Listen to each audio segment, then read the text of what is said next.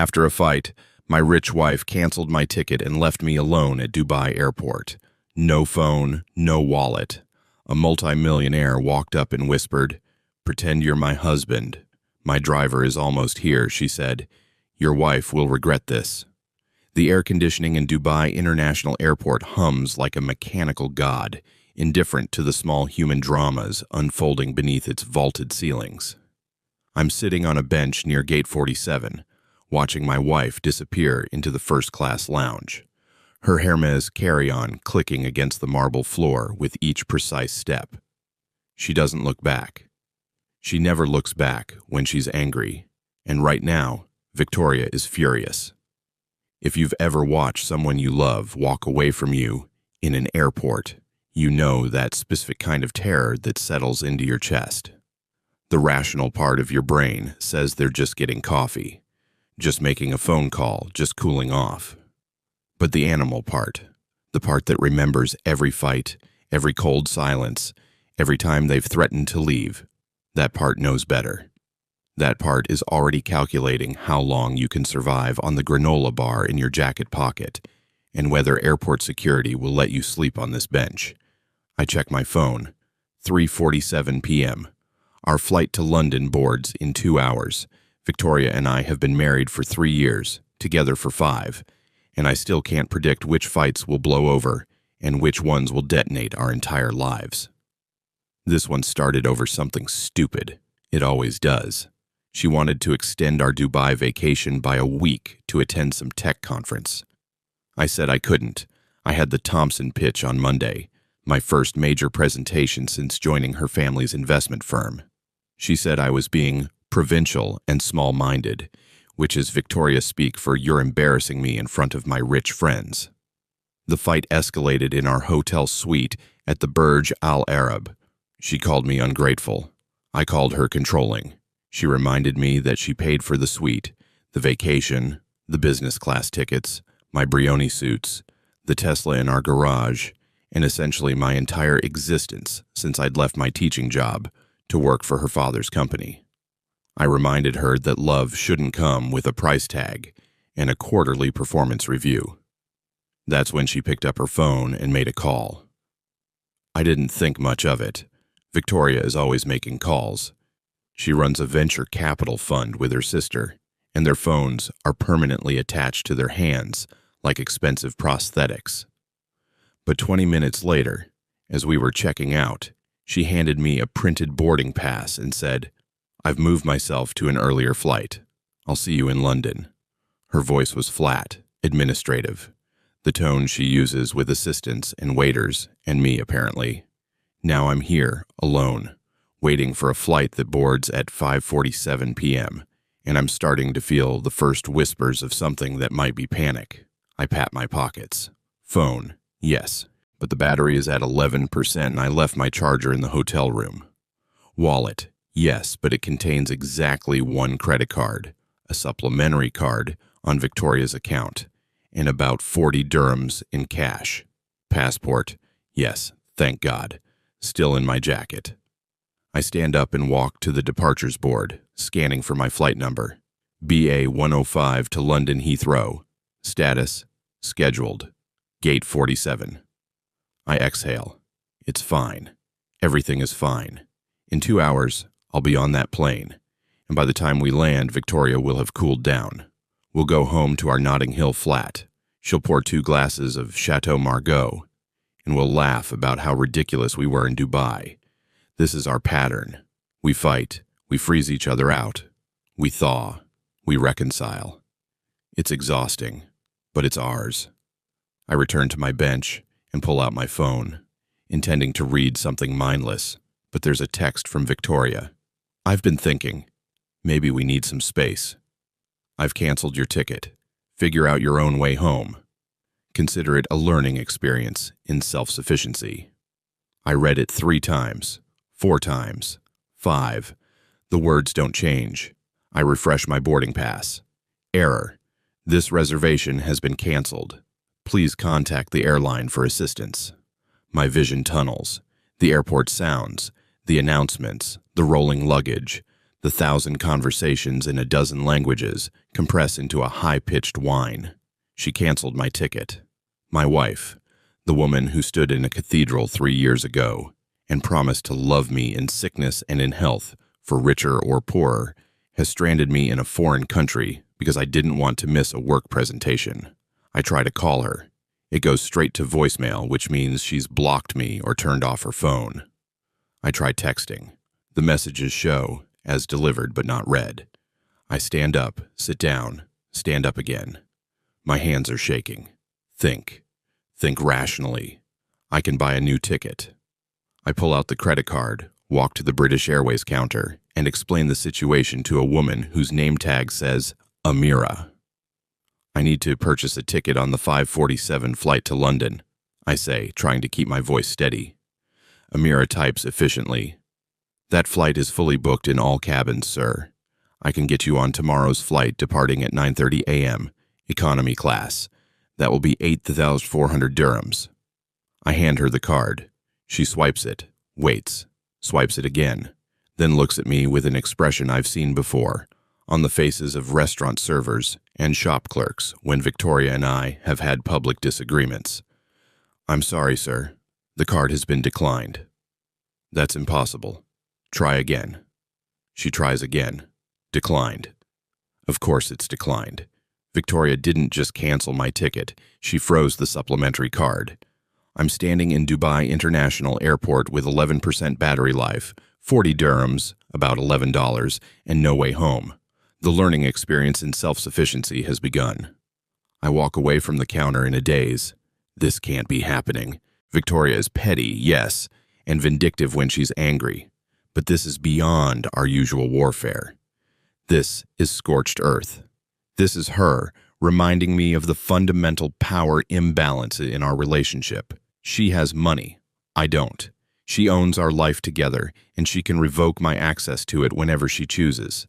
I find another bench, away from Gate 47, away from the people boarding flights to places with names like Singapore and Paris and home. I need to think. I need a plan. I could call my parents, but they're retired teachers in Manchester living on a pension. They don't have thousands of pounds for last-minute flights. I could call my old friend James, but James is an artist who lives in a squat in Berlin. I could call the firm, Victoria's father's firm, but that would mean admitting that his daughter left me stranded, and I'm not ready to become that pathetic. My phone buzzes, 7% battery, a text from an unknown number. Marcus, it's Sarah from the office. Victoria mentioned you might need to stay in Dubai a few extra days. Just wanted to check if you need me to reschedule Monday's pitch. Let me know. So that's the story she's telling. I'm extending the vacation, not stranded. I imagine her on her earlier flight, sipping champagne in first class, texting her assistant to cover for her, while she teaches me a lesson about gratitude and knowing my place. The rage that fills me is so complete, so consuming, that for a moment I can't breathe. I don't respond to Sarah. I can't. What would I say? Actually, my wife has financially abandoned me in a foreign country, so yes, please reschedule the pitch and possibly my entire career and marriage. I'm staring at my phone, watching the battery percentage drop to 6%, when I hear a voice beside me. Rough day? I look up. The woman standing there is maybe 60, with silver hair cut in a precise bob, and the kind of effortless elegance that comes from never having to think about money. She's wearing a cream linen suit and carrying a leather bag that probably cost more than my first car. Her eyes are kind but sharp, the eyes of someone who's seen every type of human drama and remained unimpressed. You could say that. I manage. She sits down beside me without asking permission. I've been watching you for the last 20 minutes. You've paced, sat, paced again, tried to buy a ticket, failed, and now you look like you're contemplating whether airport carpeting is comfortable enough for a long-term stay. Usually that means one of three things: deportation, bankruptcy, or betrayal. You're too well dressed for the first, too composed for the second, so I'm guessing the third. I almost laugh. It comes out as a strangled sound. My wife left me here, canceled my ticket, froze my credit card. I have $11 and a dying phone. Ah, the woman says, as if this explains everything. The wife. Always the wife or the husband. Let me guess, she's wealthy, you're not.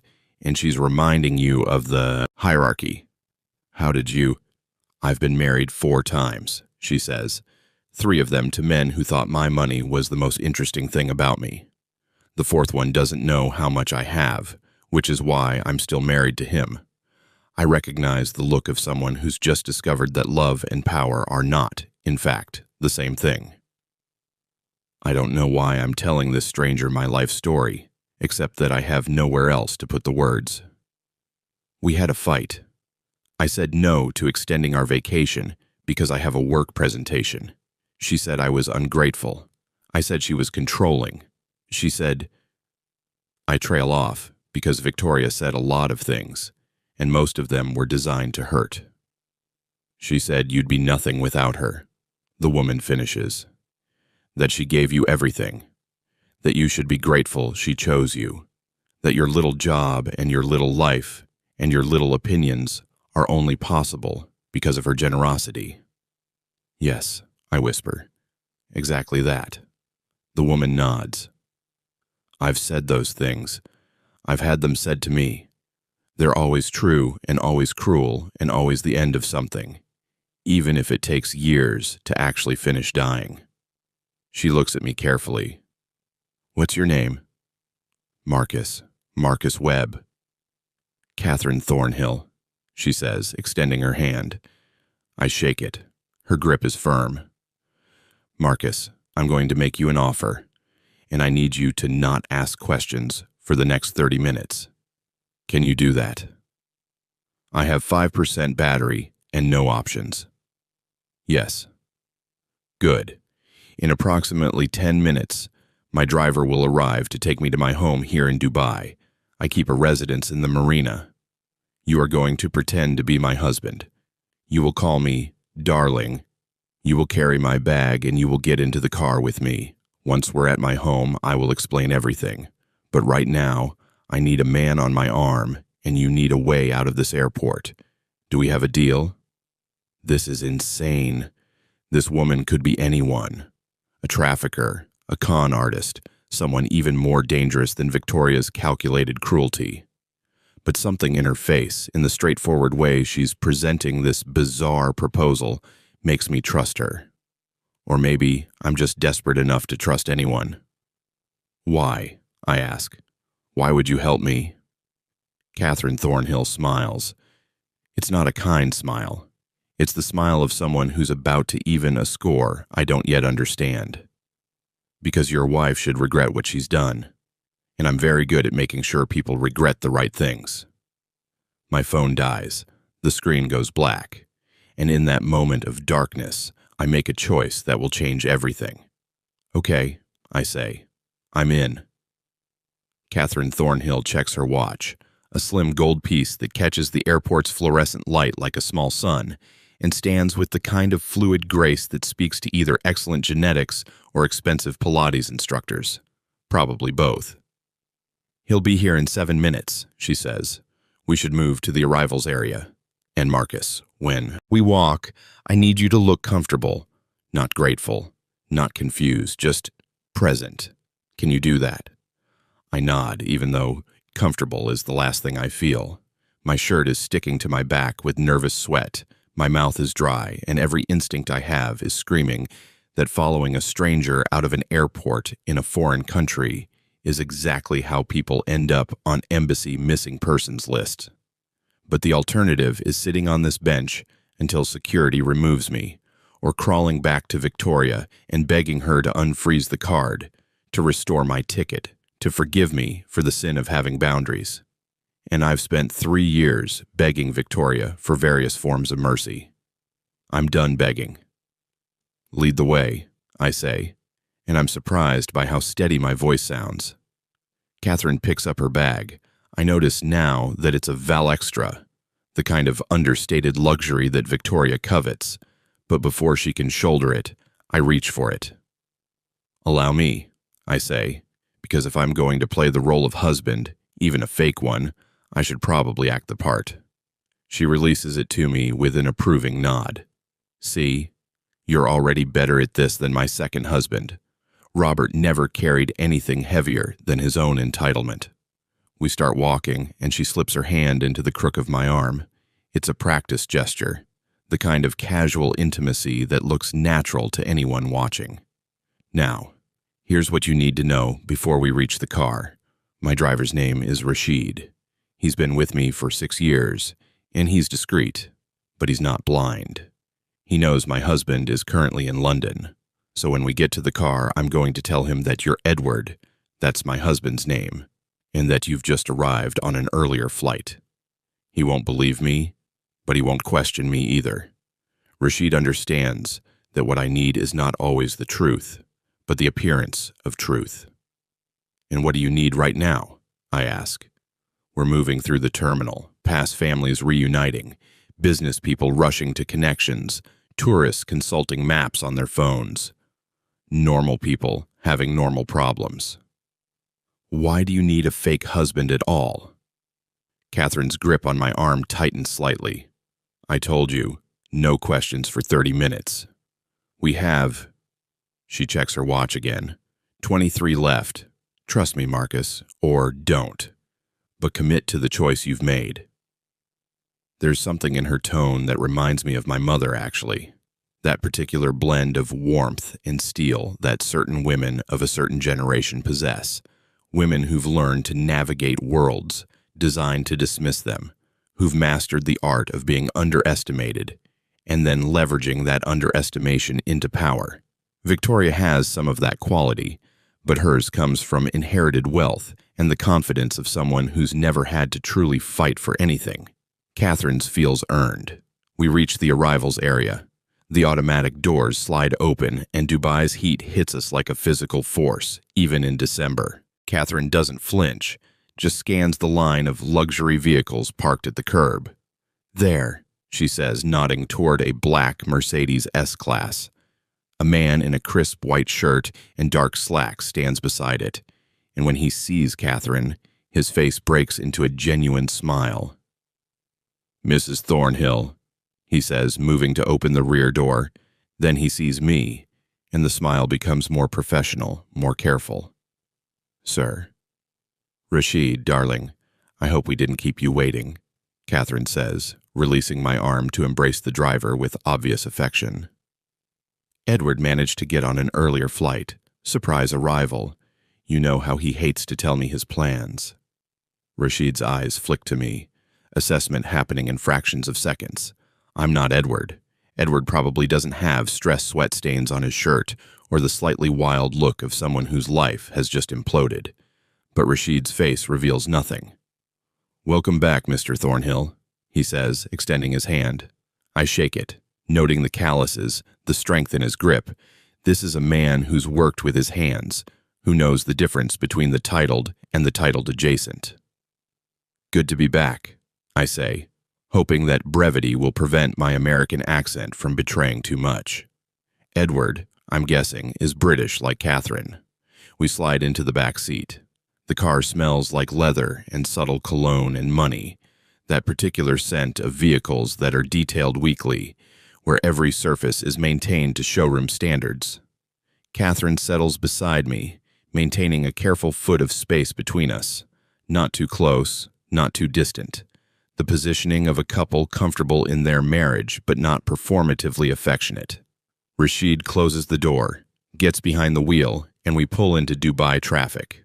I watch the airport recede through the tinted windows, and I feel a strange sense of unreality settle over me. 6 hours ago, I was in a hotel suite arguing with my wife about vacation extensions.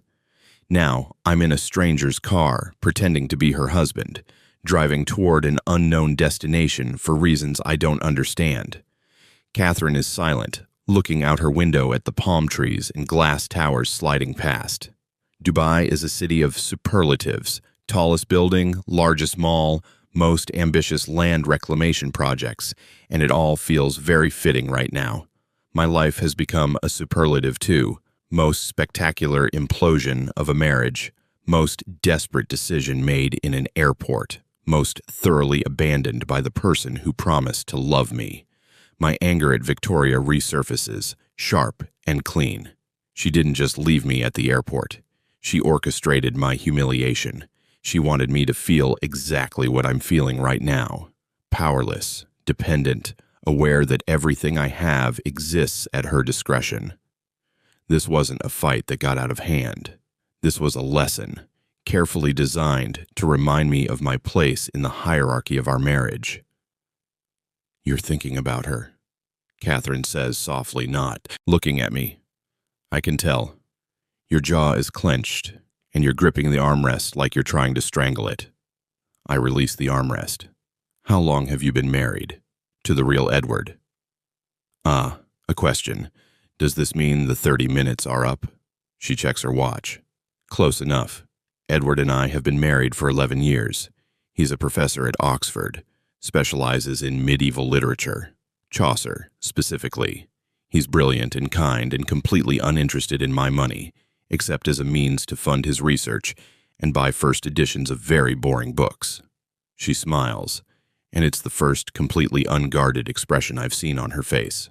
"He's in London right now, meeting with publishers about his latest book. He doesn't know I'm in Dubai. He thinks I'm at our house in Provence." "So why are you here?" "Because my son is here," she says, and the smile disappears. "My son from my first marriage, Thomas.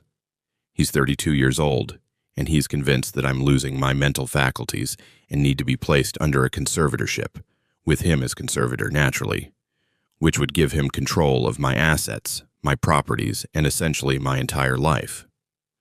She says this calmly, as if discussing the weather rather than a family betrayal that makes Victoria's airport abandonment look almost quaint. Can he do that? Legally? If he can prove incompetence or incapacity, yes. He's been building a case. I've been fighting back, but carefully. Today was supposed to be a meeting with his lawyers, not mine, because apparently I'm too compromised to choose my own representation.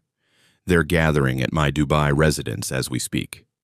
And when I arrive, I need to appear perfectly competent, perfectly stable, perfectly accompanied by my loving husband. Understanding dawns.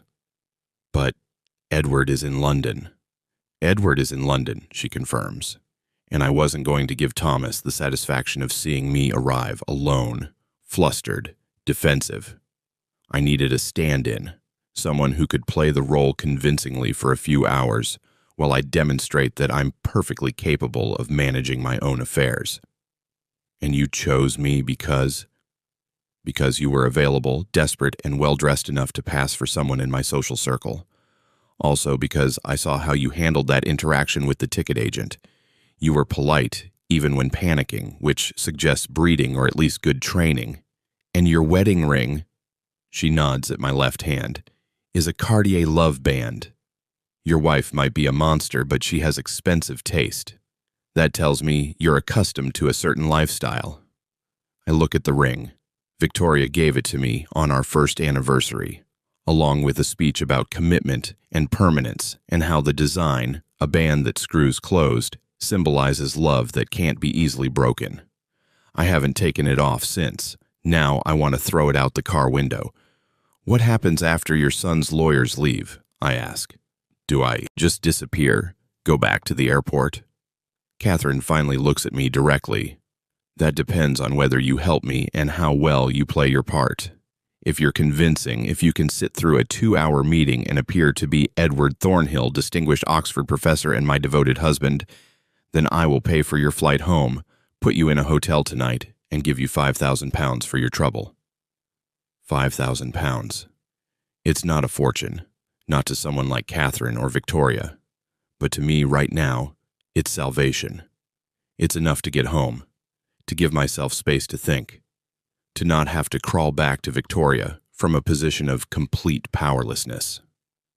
And if I'm not convincing, then Thomas's lawyers will smell blood in the water. My son will move forward with his conservatorship petition, and you'll have wasted both our time.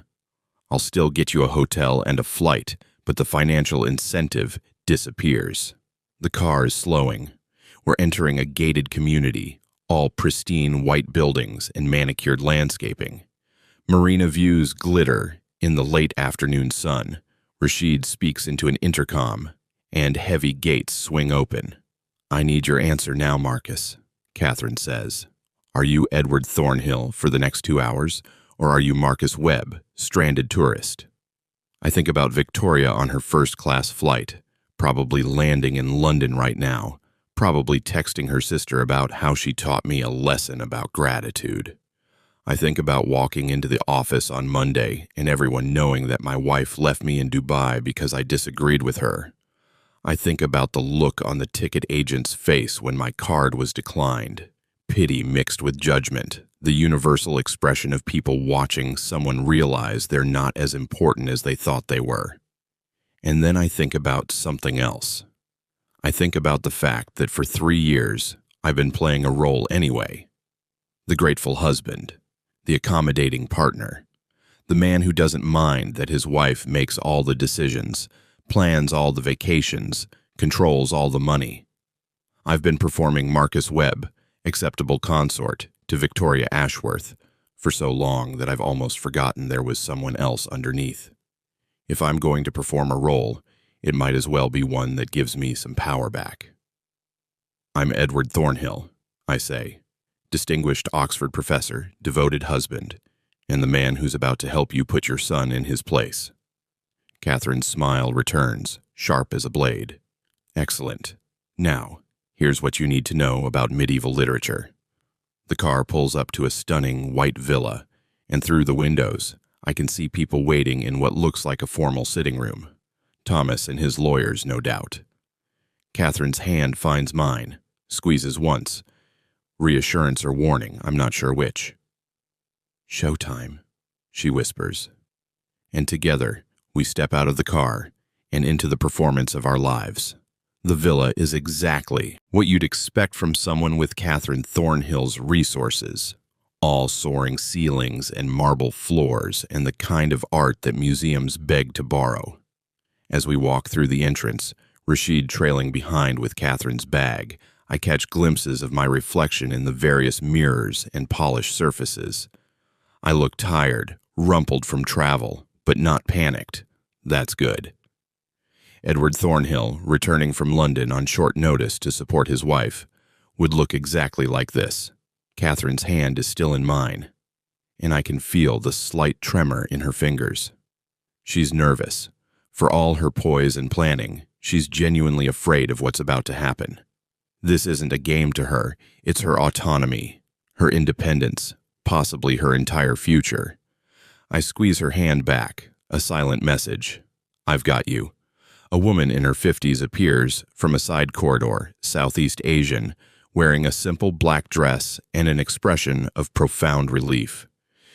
"Mrs. Thornhill," she says, and there's warmth in her voice that speaks to years of loyal service. "I didn't expect you back so soon." "And Mr. Thornhill, when did you arrive from London?" "Just now, Miriam," Catherine says smoothly. "Edward surprised me at the airport. You know how he worries." She releases my hand to embrace the woman. "Have our guests been comfortable?" "They've been waiting in the East Salon for about 40 minutes, Miriam says, and there's a slight edge to her tone. "Mr. Thomas insisted on the formal room, not the terrace. He said the meeting required privacy and proper atmosphere." Translation: Thomas wanted to intimidate his mother by forcing this confrontation in the most formal, least comfortable setting possible. I've never met Catherine's son, but I already dislike him. "Of course he did," Catherine murmurs. "Miriam, could you bring tea? The Darjeeling, I think, and those cardamom cookies that Edward loves." She glances at me, and I catch the test in her eyes. Does Marcus Webb know that Edward Thornhill loves cardamom cookies? "Your favorites," I say, smiling at Miriam. "I've been thinking about them since London. Airlines have given up on proper biscuits entirely." Miriam's face softens. "I'll bring a full tin, Mr. Thornhill. You look like you could use some proper food." She hurries off, and I realize I've just passed the first examination. Catherine's staff believes I'm Edward, or at least they're willing to play along. Well done, Catherine whispers. Now comes the hard part. Remember what I told you in the car. You're a Chaucer scholar. You met me at a lecture series in Bath 11 years ago, and you think Thomas is brilliant but misguided. You don't take sides in family conflicts, but you support your wife's right to make her own decisions. Can you hold that line? I can hold it, I say. And I realize I mean it. After 3 years with Victoria, I've become expert at navigating family dynamics, where I'm the outsider, the interloper, the one who doesn't quite belong. The Ashworths made it clear from day one that I was marrying up, that my state school education and teaching salary made me a charity case they were graciously accepting into their lineage. I learned to smile through condescension, to let insults slide off me, to make myself small enough to fit into their world. Those skills are about to become very useful. We walk toward the East Salon. I can hear voices, a man's, authoritative and impatient, and then others murmuring agreement, lawyers probably, the kind who bill by the quarter hour and justify their fees by using words like fiduciary responsibility and cognitive decline. Catherine pauses at the door, and for just a moment, she looks every one of her 60 years. Then she straightens her spine, lifts her chin, and becomes something formidable. Remember, she says quietly, you love me. Whatever happens in there, you love me, and you believe in me, and no one in that room can make you doubt that. It's not a hard role to play, actually. There's something about Catherine, her intelligence, her vulnerability hidden beneath layers of competence, her refusal to be diminished, that reminds me of why I fell in love with Victoria in the first place. Before the money became a weapon, before every disagreement became a referendum on my worth. I've got you, I say again, and we walk in together. The East Salon is intimidating by design. High ceilings, formal furniture arranged in rigid conversation groupings, floor-to-ceiling windows overlooking the marina. 3 men in expensive suits stand as we enter, lawyers, definitely, with that particular posture of professionals who believe they're the smartest people in any room. And then there's Thomas. He looks like Catherine, or rather, like what Catherine might have looked like as a man. Same sharp features, same intelligent eyes, but where Catherine's face shows warmth beneath the competence, Thomas's shows only calculation. He's dressed in a bespoke suit that probably costs more than my monthly salary used to be, and he's holding a tablet like it's evidence in a trial. Mother, he says, and there's no affection in the word. It's an acknowledgement, nothing more. Then his eyes land on me, and I see confusion flicker across his face. I wasn't aware Edward was in Dubai. Last-minute change of plans, Catherine says breezily, moving to one of the formal chairs and settling into it like it's a throne. I remain standing beside her, one hand resting on the back of her chair, the protective husband, the united front. He had a gap in his lecture schedule and thought he'd surprise me. Wasn't that thoughtful? One of the lawyers, 50s British accent, the kind of cultivated pomposity that comes from too many years at white shoe firms, clears his throat. Mrs. Thornhill, we appreciate you making time for this meeting, but this is a family matter. Perhaps it would be more appropriate if Professor Thornhill waited elsewhere. No, Catherine says simply. Edward stays. He's my husband, and unlike some people in this room, he actually has my best interests at heart. Thomas's jaw tightens. Mother, no one is questioning your interests.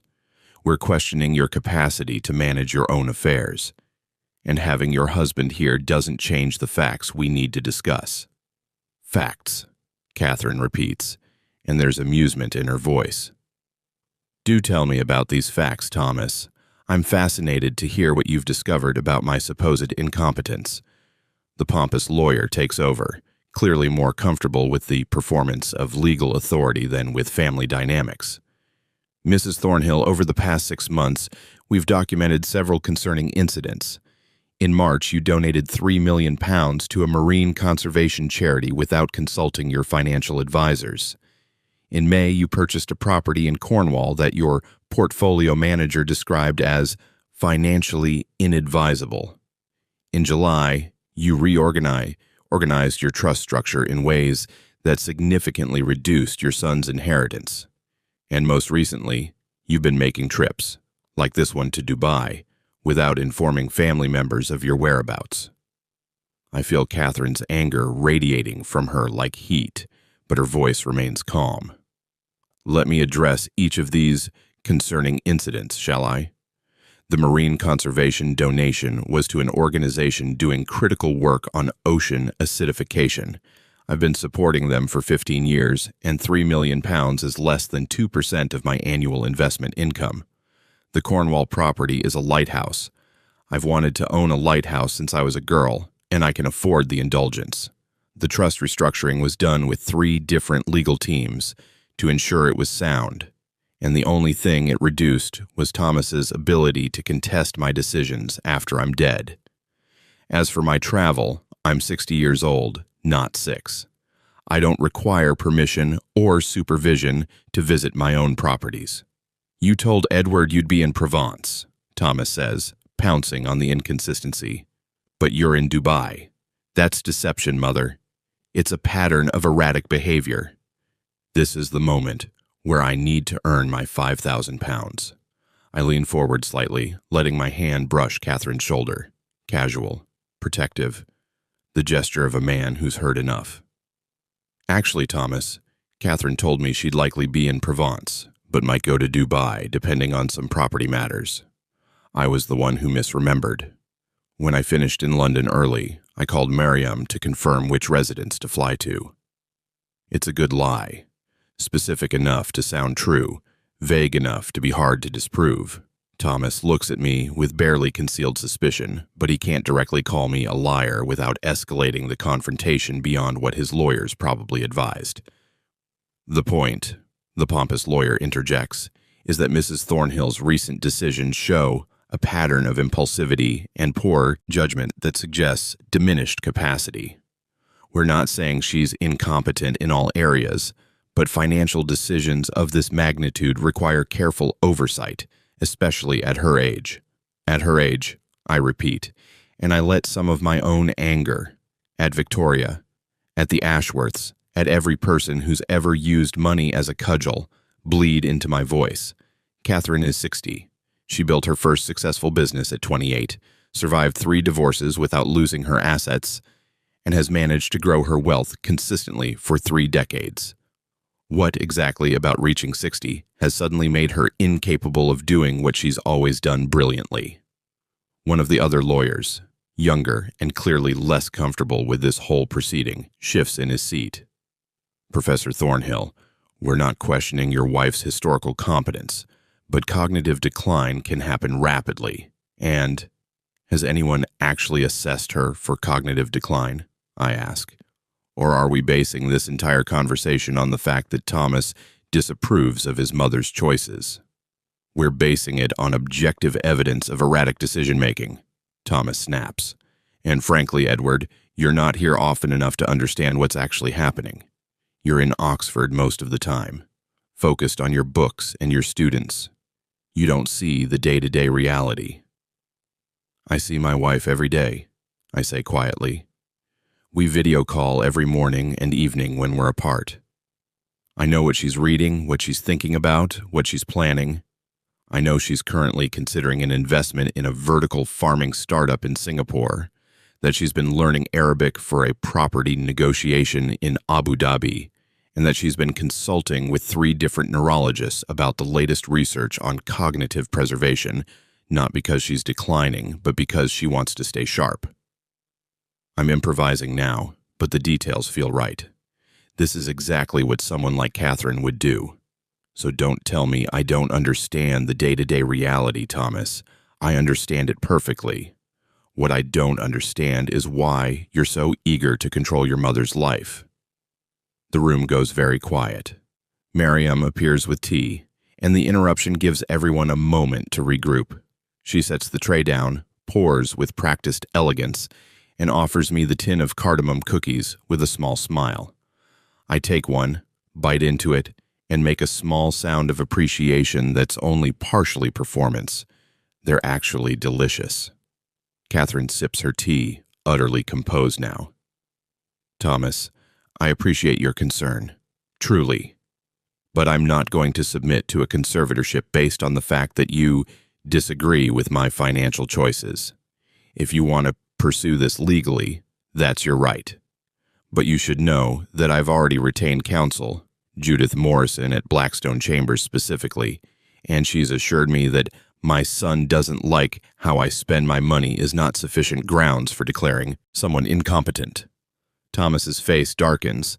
Judith Morrison is apparently a name that carries weight. This isn't about the money, Mother. This is about protecting you. From what? Catherine asks. From living my life on my terms? From making the choices I want to make with resources I earned? From having relationships and interests that you don't control? She sets down her teacup. Thomas, when your father and I divorced, you were 7 years old. Do you remember what you said to me? He doesn't answer, but something shifts in his expression. You said, Daddy says you're selfish, and that's why he's leaving. You were 7, and he weaponized you against me. And I forgave you for that, because you were a child. But you're not a child anymore. You're a grown man who's apparently learned his father's lessons about using money and power to control women who won't submit. Her voice doesn't rise, but the words land like blows. I won't submit to you any more than I submitted to him. And if you pursue this conservatorship, I will fight you with every resource at my disposal. I will make it public. I will make it expensive. And I will win. Do you understand? The lawyers are exchanging glances, clearly reassessing their client's chances. Thomas stands abruptly. This is pointless. You're not listening to reason. I'm listening perfectly well, Catherine says. I'm just not agreeing with you. There's a difference. Thomas looks at me, and there's something almost pleading in his expression. Edward, surely you can see that Mother needs help. Someone needs to manage her affairs before she makes decisions that can't be undone. And this is where I make the choice that will either sell the performance or destroy it. I stand, button my jacket, and face Thomas with all the authority I can muster, not as Marcus Webb, abandoned husband and desperate imposter, but as Edward Thornhill, distinguished academic and devoted partner. Thomas, I've known your mother for 11 years. In that time, I've watched her navigate business deals, family crises, health scares, and the death of people she loved. I've never once seen her make a decision without careful consideration. What I have seen is you repeatedly questioning her judgment whenever it doesn't align with your preferences. I pause, let the words settle. Your mother doesn't need a conservator. She needs a son who trusts her. And if you can't be that son, then at least have the grace to step back and let her live her life. For a long moment, nobody moves. Then Thomas grabs his tablet and heads for the door. This isn't over, he says. Yes, Thomas, Catherine says softly. It is. The lawyers follow him out, murmuring excuses and gathering their briefcases with the hasty efficiency of professionals fleeing a sinking case. The pompous one pauses at the door. Mrs. Thornhill, if you do wish to establish additional oversight structures, purely voluntary ones, my firm would be happy to assist. I'll keep that in mind, Catherine says, which is clearly a dismissal. And then we're alone. Catherine sits very still for a moment, and then she starts to laugh. It's not happy laughter. It's the slightly hysterical sound of someone who's been holding their breath for too long and finally exhaled. Oh my God, she says. Oh my God, Marcus. You were perfect. You were absolutely perfect. I sink into the chair across from her, and I realize I'm shaking. Did we just win? We just won, she confirms. Thomas won't pursue this. Not after being humiliated in front of his lawyers, not after I invoked Judith Morrison's name. He'll go back to London and tell everyone I'm being difficult, and I'll continue living my life exactly as I choose. She looks at me with genuine gratitude. You saved me. You know that, right? If I'd been alone, if I'd appeared even slightly vulnerable, they would have pressed forward. I didn't do it alone, I say. You're the one who demolished him. I just provided backup. Effective backup. She stands, walks to a cabinet, and pulls out a bottle of whiskey that probably costs more than my car used to. She pours 2 glasses and hands me one. To Edward Thornhill, distinguished professor and surprise hero. We drink, and the whiskey burns in the best way, smooth and complex and grounding. I can feel the adrenaline starting to fade, replaced by exhaustion and the delayed shock of everything that's happened today. So, Catherine says, settling back into her chair, let's talk about your wife. The whiskey sits in my stomach like liquid courage, but I'm not sure I want courage right now. Courage means confronting the reality of what Victoria did, what it means, and what comes next. I'd rather stay in this moment. The afterglow of a performance well executed, the satisfaction of having been useful to someone, the pleasant fiction that I'm Edward Thornhill and my life hasn't just collapsed. Catherine is watching me with those sharp, assessing eyes. You've gone quiet, she says. That means you're either exhausted or terrified to examine what happened today. Probably both. Probably both, I confirm. I take another sip of whiskey. How did you know? At the airport, I mean. How did you know I was someone who could help you? I didn't. Not entirely, but I've been reading people for 40 years, Marcus. It's how I've survived 3 bad marriages and 1 good one. How I've built businesses and avoided catastrophic investments. You learn to recognize desperation, and you learn to recognize dignity. You had both. She swirls her whiskey, watching the amber liquid catch the light. Most people, when they're abandoned like you were, they either collapse or they rage. You did neither. You went very still, very controlled. That told me you were someone who'd spent time managing other people's emotions, adapting to situations you couldn't control. Someone who'd learned to perform. My wife's family, I say, and I'm surprised by how bitter I sound.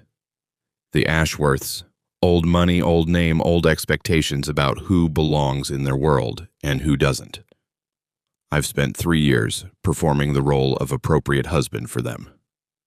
And your wife, Victoria, you said her name was. What role does she play?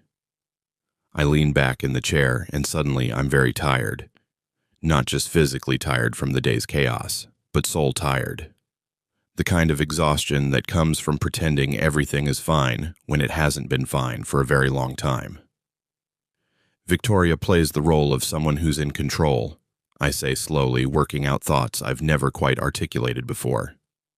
She's the second daughter, which means she's not the heir.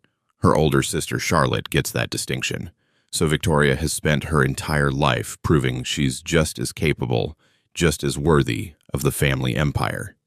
She built her own venture capital fund, made her own money, created her own identity separate from the Ashworth name. I admired that about her when we met. I thought she was this amazing combination of brilliant and independent and fearless. And then you married her. And then I married her. And I realized that all that independence was actually control. All that brilliance was actually weaponized intelligence. She didn't want a partner. She wanted someone she could manage, someone who would fit neatly into the life she'd designed. I'm talking faster now, words spilling out like I've uncorked something that's been building pressure for years. Every decision goes through her. Where we live, where we vacation, what cars we drive, what parties we attend, what jobs I take. When I was teaching, she hated it. Said it was beneath me, beneath us. Said I should join her father's firm, that I'd be wasting my potential otherwise. So I did. I gave up teaching Shakespeare to 18-year-olds who actually cared about literature, and I became a junior analyst at Ashworth Capital, where everyone knows I'm only there because I married the boss's daughter. Did you love her? Catherine asks. When you married her? The question stops me. Did I love Victoria? I thought I did. She was everything I wasn't. Confident, wealthy, connected. She chose me. Out of all the men in her world, men with trust funds and family names and the right schools on their CVs, she chose me. A state school teacher from Manchester with student loan debt and an elderly Vauxhall. That felt like love. That felt like she saw something in me that no one else had seen. But it wasn't love, Catherine says gently. It was acquisition. She collected you the way she collects art or vintage wines. You were the charming, intelligent, slightly rough around the edges trophy that proved she had taste and discernment. The words should hurt, but they don't. They're too accurate. When did you figure that out? About your marriages, I mean. The bad ones. Catherine smiles ruefully. With the first one, it took me 7 years. With the second, 5 years. With the third, 2 years.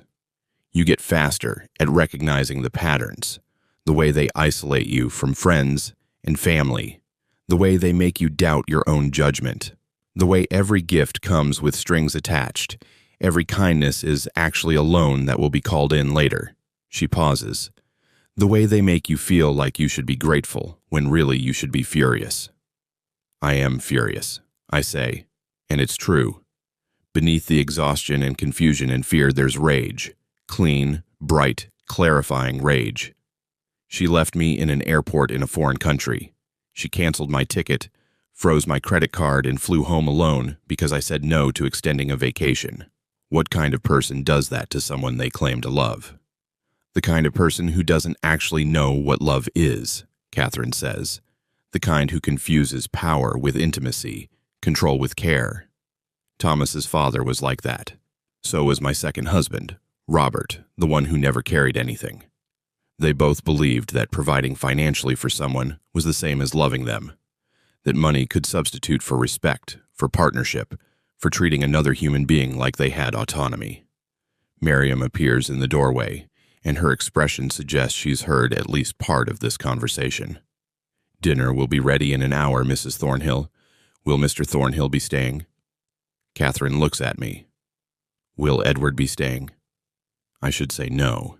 I should ask for that hotel room she promised, get myself sorted out, start figuring out how to get home and what to do about my marriage and my job and my entire life. But something about this house, this woman, this brief escape from being Marcus Webb, it feels like sanctuary, like a pause button on a situation I'm not ready to face. If the invitation stands, I say. It stands, Catherine confirms. Miriam, please prepare the blue guest suite, and let's do something simple for dinner. I think we've both had enough formality for one day. Miriam nods and disappears. Catherine stands and walks to the windows overlooking the marina. The sun is setting, turning the sky into layers of orange and pink and violet. Dubai looks beautiful from here. All those impossible buildings glowing like they're lit from within. I need to tell you something, Catherine says, her back still to me, about why I helped you. It wasn't just because you were convenient or because I needed a stand-in husband. It was because I saw myself in you. 20 years ago, maybe 30, before I learned to fight back. You seem like someone who's always known how to fight. No one is born knowing how to fight, Marcus. We learn it, usually by losing first. She turns to face me. My first husband, Thomas's father. He was charming and ambitious, and he saw my family's money as a stepping stone to the life he wanted. When I figured out what he really wanted, when I tried to leave, he told everyone I was mentally unstable. This was 1980. Remember, wives didn't just leave wealthy husbands without consequences. He used my own family against me, convinced my father that I was making rash decisions, that I needed help. If it hadn't been for my grandmother, she saw what was happening, and she threatened to cut my father out of her will if he didn't support me. I might have ended up exactly where Thomas tried to put me today, controlled, managed, erased. I think about Victoria's text message. Consider it a learning experience in self-sufficiency, the cruelty of it, the calculated nature of the punishment. How did you learn to fight back? By recognizing that the people who try to control you are fundamentally afraid of you, Catherine says. Thomas isn't trying to conserve my assets because he thinks I'm incompetent. He's trying to conserve them because he's terrified I'll give it all away, or spend it on causes he doesn't approve of, or leave it to people and organizations that matter more to me than he does. His father was the same way, terrified that I'd realize I didn't need him, that I could survive without him. Fear makes people cruel, Marcus. And once you understand that their cruelty comes from fear, it loses some of its power. What is Victoria afraid of? I ask, more to myself than to Catherine.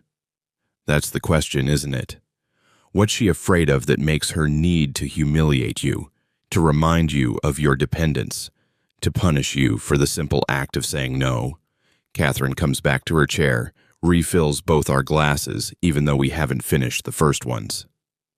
Maybe she's afraid you'll leave. Maybe she's afraid you'll succeed without her. Maybe she's afraid that if you have any independence at all, you'll realize you don't actually need her.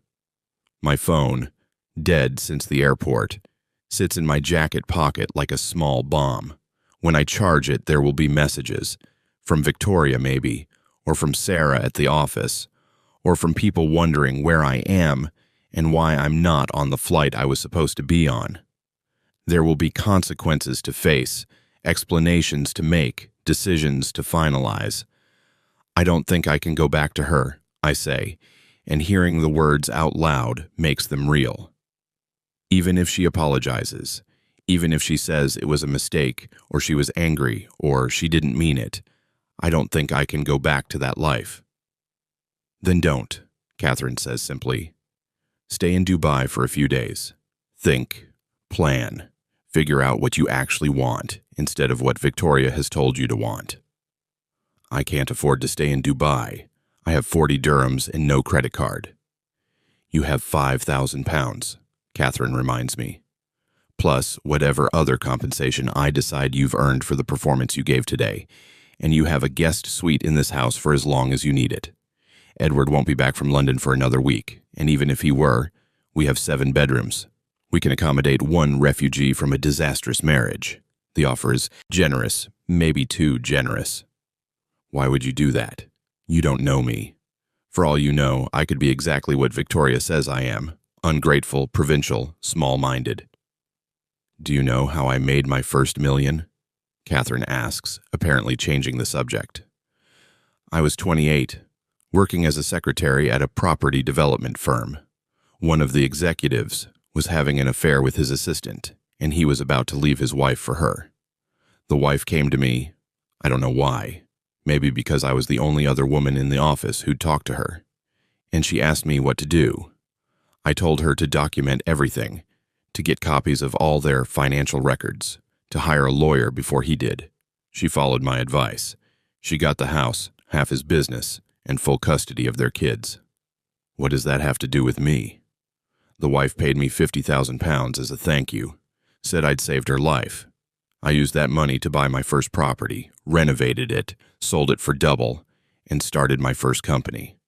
My entire career, everything I've built, started because I helped one woman stand up to a man who thought he could discard her without consequences. Catherine meets my eyes. Maybe helping you is the same thing. Maybe 35 years later, I'm repaying the debt. Or maybe I just like the symmetry of it. You helped me with Thomas. I help you figure out what comes next. What if what comes next is a disaster? What if I leave Victoria and realize I've made a terrible mistake, that I've thrown away the best thing that ever happened to me? Then you'll have made an informed decision and dealt with the consequences like an adult, Catherine says. But Marcus, I watched you today. I watched you stand up to lawyers and my son and perform a role you never rehearsed. You were magnificent. That's not the behavior of someone who's small-minded or provincial. That's someone who's been told they're small for so long that they've started to believe it. And the first step to getting your life back is stopping the belief. Miriam returns to announce that the guest suite is ready. I follow her upstairs, and the room she shows me is beautiful, all cream linens and subtle lighting and a balcony overlooking the marina. There's a toothbrush still in its packaging, high-end toiletries, a robe that probably costs more than my entire wardrobe used to. Mrs. Thornhill asked me to put these out for you, Miriam says, gesturing to a stack of clothes on the bed. Mr. Thornhill's things. You're about the same size. She thought you might want to change for dinner. I look at the clothes, casual linen trousers, a soft cotton shirt, even underwear and socks still in their packaging. It's thoughtful in a way that makes my throat tight. Victoria never thinks about things like this. She just assumes I'll handle my own needs, or that her staff will handle them, or that needs themselves are inconvenient interruptions to her schedule. Thank you, Miriam. I manage. She pauses at the door. Mr. Webb. It is Mr. Webb, yes? Not Mr. Thornhill. I nod, caught. Mrs. Thornhill is a good person, Miriam says. She helps people because it's who she is, not because she expects anything in return. Whatever you're running from, whatever happened, you're safe here, for as long as you need. She leaves, and I sink onto the bed. The clothes smell like expensive laundry detergent and cedar. I should shower, change, go down to dinner and continue playing whatever role Catherine needs me to play. But for a moment, I just sit here, in this borrowed room, wearing another man's identity, trying to remember who Marcus Webb actually is beneath all the performances. My wedding ring catches the light. That damn Cartier love band that screws closed, that Victoria said symbolized unbreakable commitment. I could unscrew it. It would take 30 seconds.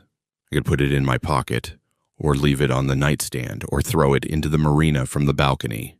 But I don't. Not yet. Because taking off the ring makes everything real, makes the decision final, and I'm not quite ready for final. Instead, I shower in water that's perfectly heated, change into Edward Thornhill's clothes that fit surprisingly well, and go downstairs to have dinner with a woman who saved me from an airport and asked for nothing but a convincing performance in return. And for the first time in 3 years, I feel like maybe I'm exactly where I'm supposed to be. Dinner is served on the terrace, overlooking the marina where yachts bob gently in their slips like expensive toys forgotten by giant children. The air is cooler now, comfortable in that way that only desert evenings can be, the heat of the day replaced by something almost gentle. Miriam has set the table with simple elegance, white linens, minimal flowers, candles in hurricane glasses that flicker against the gathering dark. Catherine is already seated when I arrive, changed into a silk caftan that somehow makes her look both regal and relaxed. She's kicked off her shoes, and I can see her feet tucked under her on the chair, a small gesture of informality that makes me like her even more. Sit, she says, gesturing to the chair across from her. And please, let's dispense with pretense. You're not Edward. I'm not preparing for battle, and we can just be two people having a meal and a conversation. I've had enough performance for one day. I sit, and almost immediately Miriam appears with plates, grilled fish, roasted vegetables, couscous studded with preserved lemons and herbs. It smells incredible, and I realize I haven't eaten since breakfast in the hotel with Victoria, a meal that now feels like it happened in another lifetime. Eat, Catherine says. Then we'll talk about the practical matters, flights, money, what you want to do next. But first, food. The brain doesn't work properly when it's running on adrenaline and whiskey alone. We eat in companionable silence for a while. The fish is perfectly cooked. The vegetables have that slight char that makes them addictive, and the couscous is light and fragrant. It's the kind of meal that someone put thought into, that someone made with care, not catered, not ordered from a restaurant, but prepared by Miriam in a kitchen somewhere in this house, for us. This is delicious, I say, And Catherine smiles. Mariam is a treasure. She came to work for me 8 years ago, when her previous employer decided that 55 was too old for a housekeeper. His loss, my gain.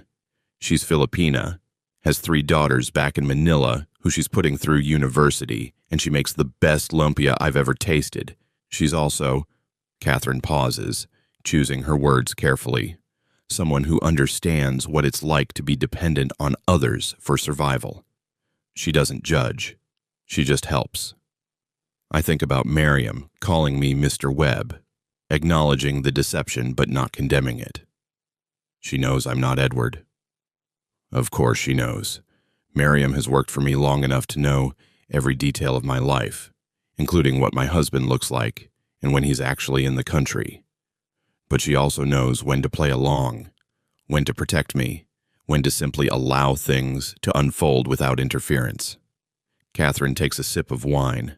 We've moved on from whiskey to a crisp white that tastes like expensive summers. Loyalty like that is rare. You can't buy it. You can only earn it by being the kind of person who deserves it.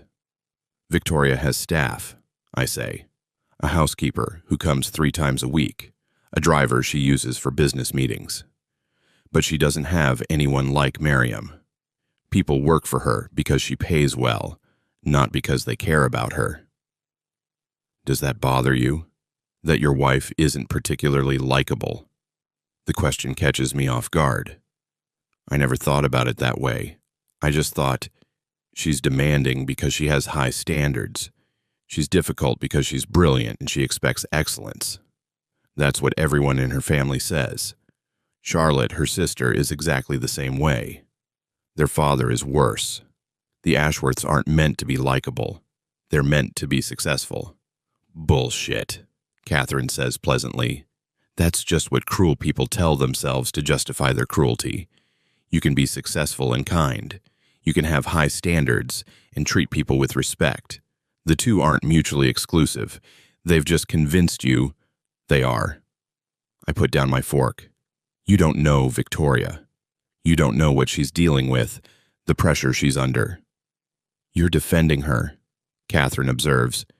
Even now, even after she abandoned you in an airport. That's interesting. I'm not defending her. I stop, because I am defending her. It's reflexive, automatic, the habit of 3 years of explaining Victoria to people who don't understand her, of making excuses for behavior that probably shouldn't be excused. I'm just trying to be fair. Marcus, she canceled your ticket and left you stranded in a foreign country because you said no to her. There's no being fair about that. That's abuse. And I know abuse when I see it, because I've lived it and I've escaped it. And I'm telling you right now, what she did to you today is not normal. It's not acceptable. And it's not something you should forgive just because she's under pressure or having a bad day or whatever excuse you're preparing to make for her. The words land like slaps. Abuse. I've never applied that word to my marriage before. Victoria doesn't hit me, doesn't scream at me in public, doesn't do any of the things I associate with abuse. But there are other kinds of violence, aren't there? The violence of control, of manipulation, of making someone feel like they're nothing without you. Tell me something, Catherine continues. When was the last time you made a major decision without consulting Victoria first? I think about it. I don't know. A while ago. When was the last time you spent money on something just for yourself, without worrying about whether she'd approve? I don't really buy things. Victoria handles most of our finances. When was the last time you saw your friends? The ones you had before you met her? The silence stretches. I haven't seen James in over a year. Haven't spoken to most of my university friends in even longer. They fell away gradually, not through any specific prohibition, but through Victoria's subtle communications that they weren't important, weren't worth my time, weren't the kind of people we should associate with now that I was an Ashworth by marriage. That's what I thought, Catherine says gently. Marcus, isolation is a classic tactic. Make you dependent on them for everything. Money, social life, identity, sense of worth. Then, when you try to assert any independence at all, they remind you how much you need them. They engineer situations where you feel helpless, where you have to come crawling back and beg forgiveness. It's textbook. She's not that calculated, I protest. But even as I say it, I'm remembering things. The time I mentioned going to visit my parents for a weekend, and Victoria suddenly needed me for an emergency work event that turned out to be dinner with clients I'd never met. The time I suggested we spend Christmas in Manchester instead of at the Ashworth estate, and Victoria cried and said I was trying to keep her from her family. The time I wanted to take a writing class. I used to write before Victoria, used to work on a novel in my spare time. And Victoria said it was a waste of money and energy that should go toward my career at the firm. Little things, small erosions, death by 1,000 cuts, each one justified, each one reasonable on its own, but together adding up to a life that isn't quite mine anymore. What do I do? I ask, and I hate how lost I sound. Even if you're right, even if this is what you say it is, I can't just walk away. Our lives are completely entangled. Our flat is in her name. My job is at her father's firm. My health insurance is through her company. I don't even have my own bank account anymore. We consolidated everything into joint accounts when we got married, and she manages them all. First, you breathe, Catherine says. Second, you recognize that untangling will take time, but it's possible. Third, you start making a list of what you actually need versus what you think you need. You need somewhere to live. That doesn't have to be a Notting Hill flat. You need a job. That doesn't have to be at Ashworth Capital. You need health insurance. There are options that don't involve your wife's company. Everything else is just habit and fear, and the story you've been telling yourself about what your life should look like. It's not that simple. It never is. But it's also not as complicated as abusers make it seem. They want you to believe you can't survive without them. They need you to believe that, because the moment you realize you can, the moment you start building a life that doesn't require their permission or their resources, they lose power over you. I look out at the marina, at all those expensive boats that their owners probably use twice a year. Symbols of wealth, of status, of having arrived at some imaginary destination where happiness is supposed to wait. Victoria and I went to a yacht party once, shortly after we got engaged. I spent the whole evening feeling like an imposter, like everyone could tell I didn't belong, like my accent and my background and my state school education were visible tattoos marking me as other. Victoria loved it.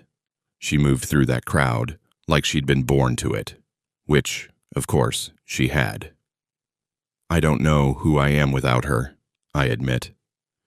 I've been Marcus, who's married to Victoria for so long that I can't remember who Marcus by himself was.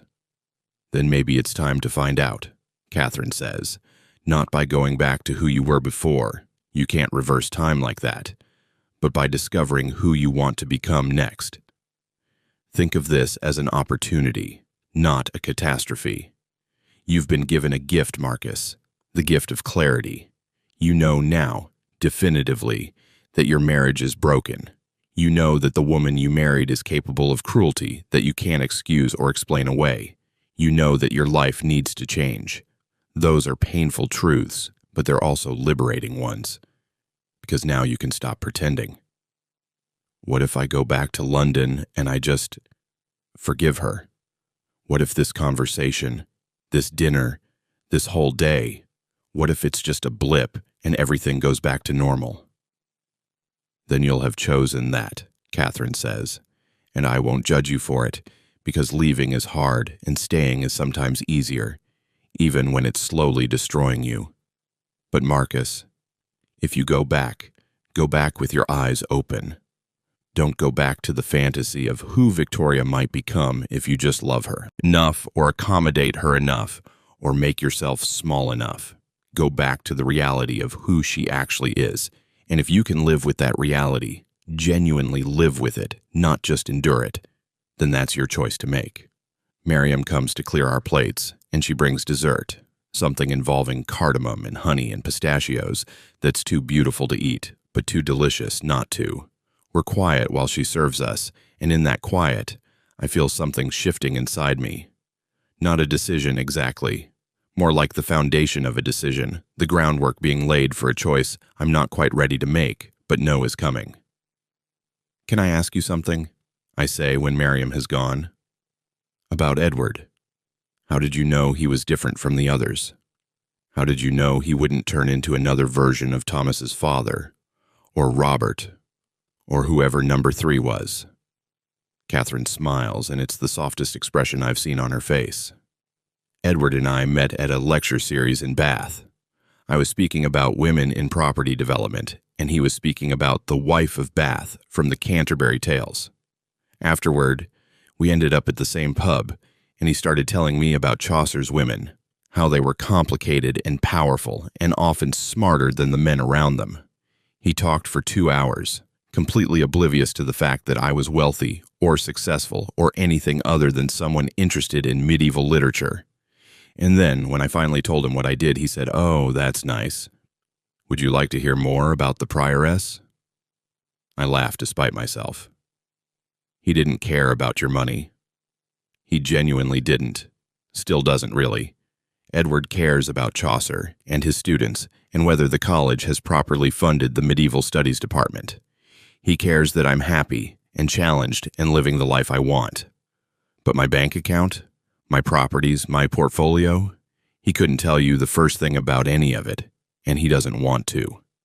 Which means there's no power dynamic, no unspoken debt, no feeling that I'm buying his affection or his presence.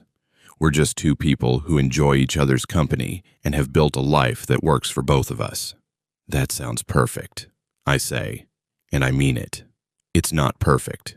Edward can be maddeningly absent-minded, and he once left a 13th century manuscript in a taxi. I can be controlling and paranoid about business deals, and I still have moments where I'm waiting for him to reveal himself as another fortune hunter. But we talk about it. We adjust. We don't use our worst qualities as weapons against each other. She pauses. "That's the difference, Marcus. Not perfection, just partnership. Actual partnership where both people have equal power and equal say and equal worth." "I don't think I've ever had that," I say quietly. "Even before Victoria, I've always been the one adapting, accommodating, making myself fit into someone else's vision of what I should be." "Then maybe it's time to develop your own vision," Catherine says, which brings us back to practical matters. What do you actually want? Not what Victoria wants. Not what your parents expect. Not what society says you should want. You, Marcus Webb. What do you want your life to look like? The question is enormous, terrifying, completely overwhelming. I've spent so long being told what to want that I'm not sure I know how to answer. But I try. "I want to teach again," I say slowly. I loved teaching. I loved watching students discover Shakespeare for the first time, loved the discussions, loved feeling like I was doing something that mattered. I want work that feels meaningful, not just lucrative. Good.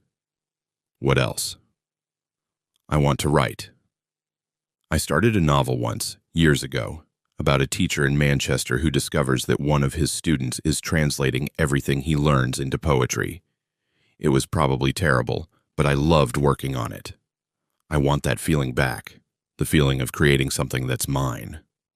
What else?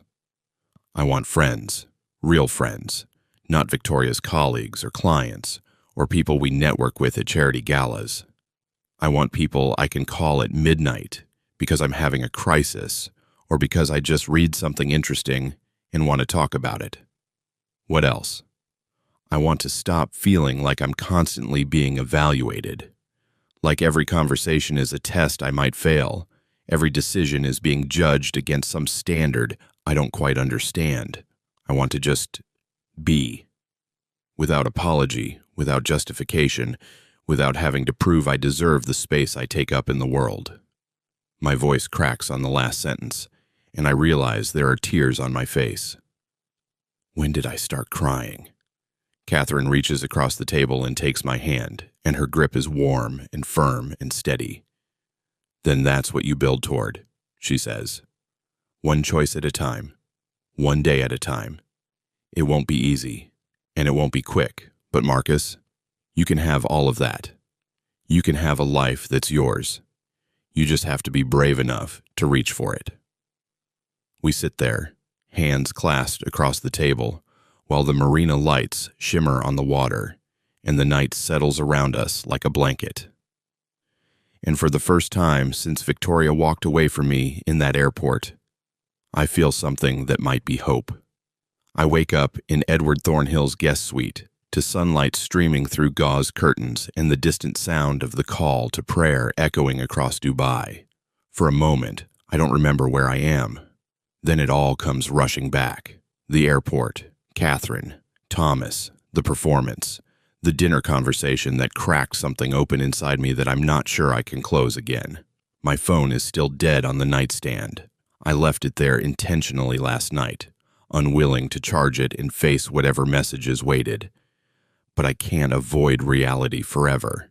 I plug it in and watch the screen slowly illuminate, the Apple logo appearing like a small white ghost. While it charges, I shower in a bathroom that's nicer than any I've ever had in my own homes. Rainfall shower head, heated floors, towels so thick and soft they feel like clouds. I stand under the water longer than necessary, letting the heat work out the knots in my shoulders, the tension in my neck. When I finally emerge, wrapped in one of those impossibly soft towels, my phone has come back to life. 43 messages, 12 missed calls, 6 voicemails. I sit on the edge of the bed, still damp from the shower, and start reading.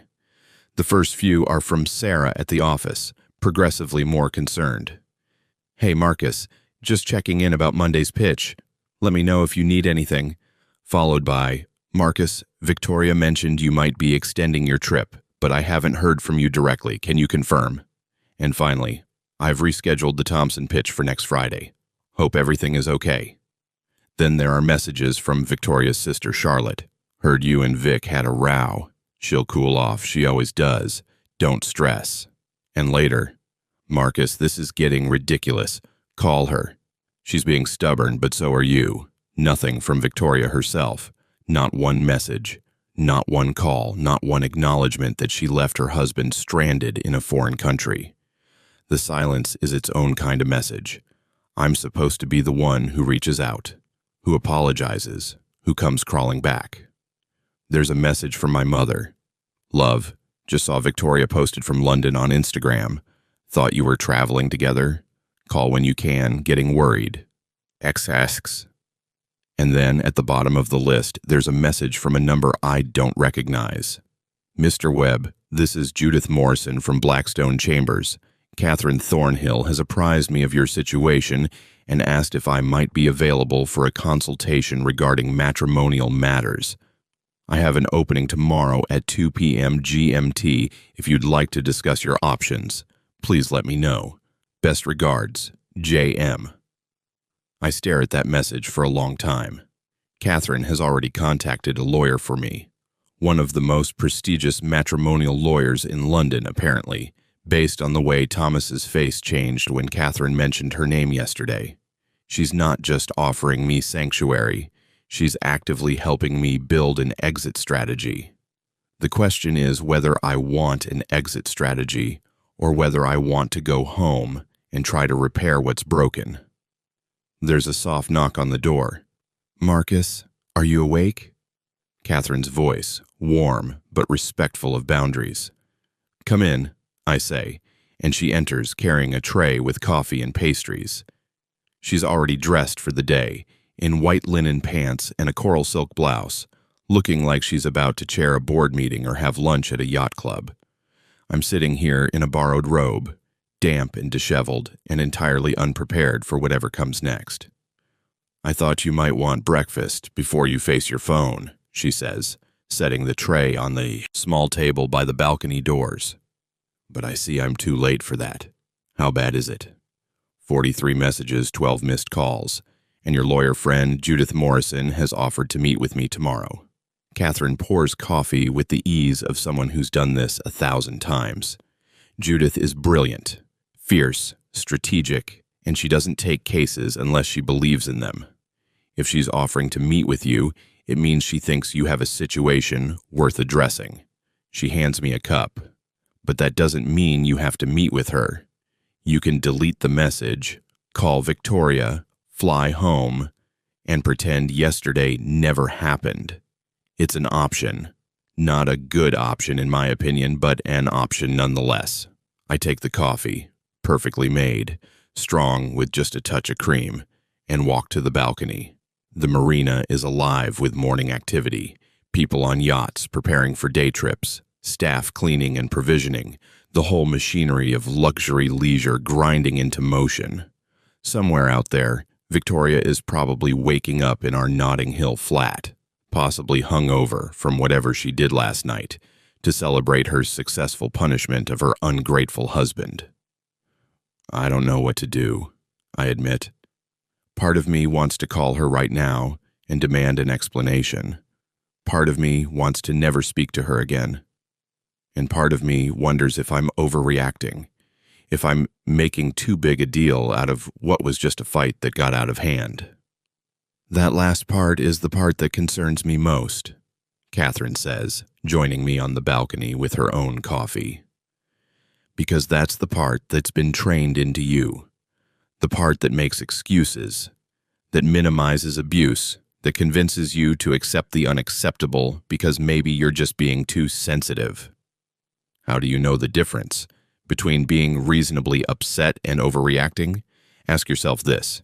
If you did to Victoria what she did to you, what would happen?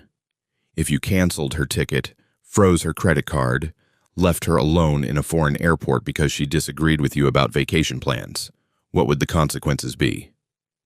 I know the answer immediately. She'd divorce me. Her family would destroy me. I'd be blacklisted from every firm in London, probably sued for something, definitely painted as abusive and unstable and dangerous. Exactly. So why is it acceptable when she does it to you but would be unconscionable if you did it to her? Because she has the power and I don't. And does that seem like a healthy foundation for a marriage? I drink my coffee and watch a yacht pull out of its slip, heading toward open water. Someone on board is laughing, the sound carrying across the marina. Happy people doing happy things, completely unaware that I'm standing here having an existential crisis about my entire life. I need to tell you something, I say, about how Victoria and I met, because I think it matters and I think I've been lying to myself about it for a long time. Catherine settles into one of the balcony chairs, patient and attentive. I'm listening. I was teaching at a comprehensive school in East London. Not a fancy school, not a private academy, just a regular state school with underfunded programs and overcrowded classrooms. But I loved it. The kids were smart and funny, and they challenged me in ways that made me better at my job. I sit across from Catherine, cradling my coffee cup. Victoria came to speak at a career day. Her fund invests in education technology, and she was doing this whole thing about innovation in learning. Afterward, I asked her some questions about one of her portfolio companies, and we ended up talking for an hour. She was brilliant, absolutely brilliant, and she seemed genuinely interested in what I had to say, which was new. Most women I dated found teaching boring, found my salary embarrassing, found my ambitions too small. But Victoria found you interesting. She said I was wasting my potential. Said someone with my intelligence and insight should be doing more than teaching Shakespeare to kids who'd never appreciate it. She said I could be advising education companies, shaping policy, making real change instead of just touching individual lives one classroom at a time. I pause, remembering that conversation, how seductive it felt to be seen as more than I was. She made me feel like I could be bigger, better, more important. And I wanted to be that person, the person she saw when she looked at me. And then? And then we started dating. She took me to restaurants I couldn't afford, introduced me to people whose names I recognized from newspapers, invited me to her family's estate for weekends. It was intoxicating. I felt like I'd won some kind of lottery, like I'd been chosen for a life I never imagined I could have. When she proposed, yes, she proposed to me, not the other way around. I said yes immediately. I didn't even think about it. And when did it start to change? Gradually. First, it was just suggestions. Maybe I should dress differently for her family's events. Maybe I should take a public speaking course to polish my accent. Maybe I should let her financial advisor handle my student loans. She paid them off as a wedding gift, which I thought was generous at the time. Then it was the job. Her father needed someone at the firm, someone he could trust to handle special projects. The teaching job was holding me back anyway, wasn't it?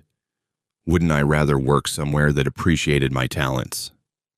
And you said yes. I said yes to everything. Every suggestion, every change, every small erosion of the life I'd had before her. Because I was grateful, because I loved her, because I thought that's what you do in a relationship. You compromise. You adapt. You become a team. I set down my coffee cup because my hands are shaking. But it wasn't compromise, was it? It was surrender. I surrendered my job, my friends, my financial independence, my sense of self. And I did it willingly because she made me believe that the person I was becoming was better than the person I'd been. And now I don't know who I am. I'm not the teacher I was before Victoria, but I'm not really an investment analyst either. Everyone at the firm knows I'm there because of my wife, not my qualifications. I'm not Marcus Webb anymore, but I'm not Marcus Ashworth either. I'm just this half-formed thing, existing in the space between who I was and who Victoria wants me to be, never quite reaching either destination. Catherine is quiet for a moment, and when she speaks, her voice is gentle but firm. Marcus, I'm going to tell you something that might be hard to hear. Victoria didn't fall in love with you. She fell in love with a project. You were this rough diamond that she could polish and shape and display as evidence of her own discernment and power. Every change she demanded, every piece of you she convinced you to surrender, that wasn't about making you better. That was about making you hers. The words hurt because they're true. I've known it, somewhere deep down, for at least a year, maybe longer. But knowing and acknowledging are different things, and acknowledging means I have to decide what to do with the knowledge. What if I can't leave? I ask. What if I'm too weak or too scared or too dependent to actually walk away? Then you stay, and you accept that this is your life, and you stop complaining about it. Because Marcus, the one thing I can't abide is people who know they're in bad situations but refuse to do anything about it except feel sorry for themselves. Either you're a victim, genuinely trapped with no options, or you're a volunteer, and right now, you have options. You have Judith Morrison's number. You have my support. You have 5,000 pounds and a safe place to stay while you figure things out. So you're not a victim. The question is whether you're ready to stop being a volunteer. It's harsh, harsher than anything she's said to me so far, but I need to hear it. I need someone to stop letting me off the hook. Stop letting me wallow in indecision and self-pity. I want to meet with Judith Morrison, I say, and saying it makes it real. I want to understand my options. I want to know what divorce would actually look like, what I'd be entitled to, what the process would be. That's good, Catherine says. That's a start. But Marcus, before you meet with her, I need you to do something for me. I need you to write down everything. Every time Victoria has made you feel small. Every time she's used money as a weapon. Every time she's isolated you from friends or family. Every time she's made a major decision about your life without consulting you. Every time she's punished you for disagreeing with her, Write it all down, because right now it feels overwhelming and amorphous. But when you see it in writing, when you see the pattern laid out in black and white, it becomes undeniable. You want me to build a case against my own wife. I want you to build a case for yourself, for your own freedom, your own autonomy, your own right to a life that doesn't require constant apology and accommodation. And yes, if that means building a case against Victoria in the process, then so be it. She certainly hasn't hesitated to build one against you. I think about Victoria posting from London on Instagram while I was stranded in Dubai. The performance of normalcy, the careful curation of her image while I was having a breakdown at an airport. That's its own kind of case building, isn't it? She's already controlling the narrative, already positioning me as the one who's unreasonable, already laying the groundwork for whatever story she'll tell when people ask why her husband didn't come home with her. Okay, I say. I'll write it down, and I'll call Judith Morrison, and I trail off, because I don't know what comes after that. The future is a blank page, terrifying, and full of possibility in equal measure. And you'll take it one day at a time, Catherine finishes. You'll stop trying to see the whole staircase and just focus on the next step. That's all you can do when you're rebuilding a life. One step, one choice, one day at a time. We sit on the balcony for a while longer, finishing our coffee and watching Dubai wake up. And I start to let myself imagine a different future. Not the one Victoria designed for us, but one I might design for myself. It's a fragile imagining, easily shattered by doubt or fear or the sheer weight of habit. But it's there, a tiny seed of possibility planted in the wreckage of yesterday. And maybe, just maybe, that's enough to start with.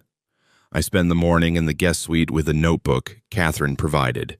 Expensive paper, leather-bound, the kind of journal that demands honesty rather than casual scribbling. At the top of the first page I write, a record of my marriage to Victoria Ashworth. Then I stare at the blank space below, pen hovering, trying to decide where to begin. The problem with documenting abuse, and I'm starting to accept that's what this is that it rarely arrives in obvious packages labeled "terrible thing happening here." It's cumulative. It's 1,000 small cuts disguised as concern or improvement or love. It's the slow boiling of water that kills the frog before it realizes it should jump. I start with the easy things, the factual things, the things I can write without my hand shaking. March 2023. Victoria paid off my student loans, $47,000, as a wedding gift. Insisted I close my personal bank account and consolidate everything into our joint account for simplicity. I agreed. Within 2 months, she had set up automatic alerts on all spending over $50, which she reviewed weekly. June 2023. I mentioned wanting to visit my parents in Manchester for my father's birthday. Victoria scheduled a mandatory client dinner for the same weekend. When I suggested she go without me, she cried and said I was choosing my parents over her career. I canceled the Manchester trip. My father said he understood, but I could hear the hurt in his voice. September 2023. Started writing again, working on the novel I'd abandoned. Victoria found my laptop open one evening and read several chapters without asking. She said it was charming but derivative, and suggested I focus on activities with actual career potential. I stopped writing. The memories are coming faster now, each one triggering another, a cascade of small betrayals I've been cataloging unconsciously for years.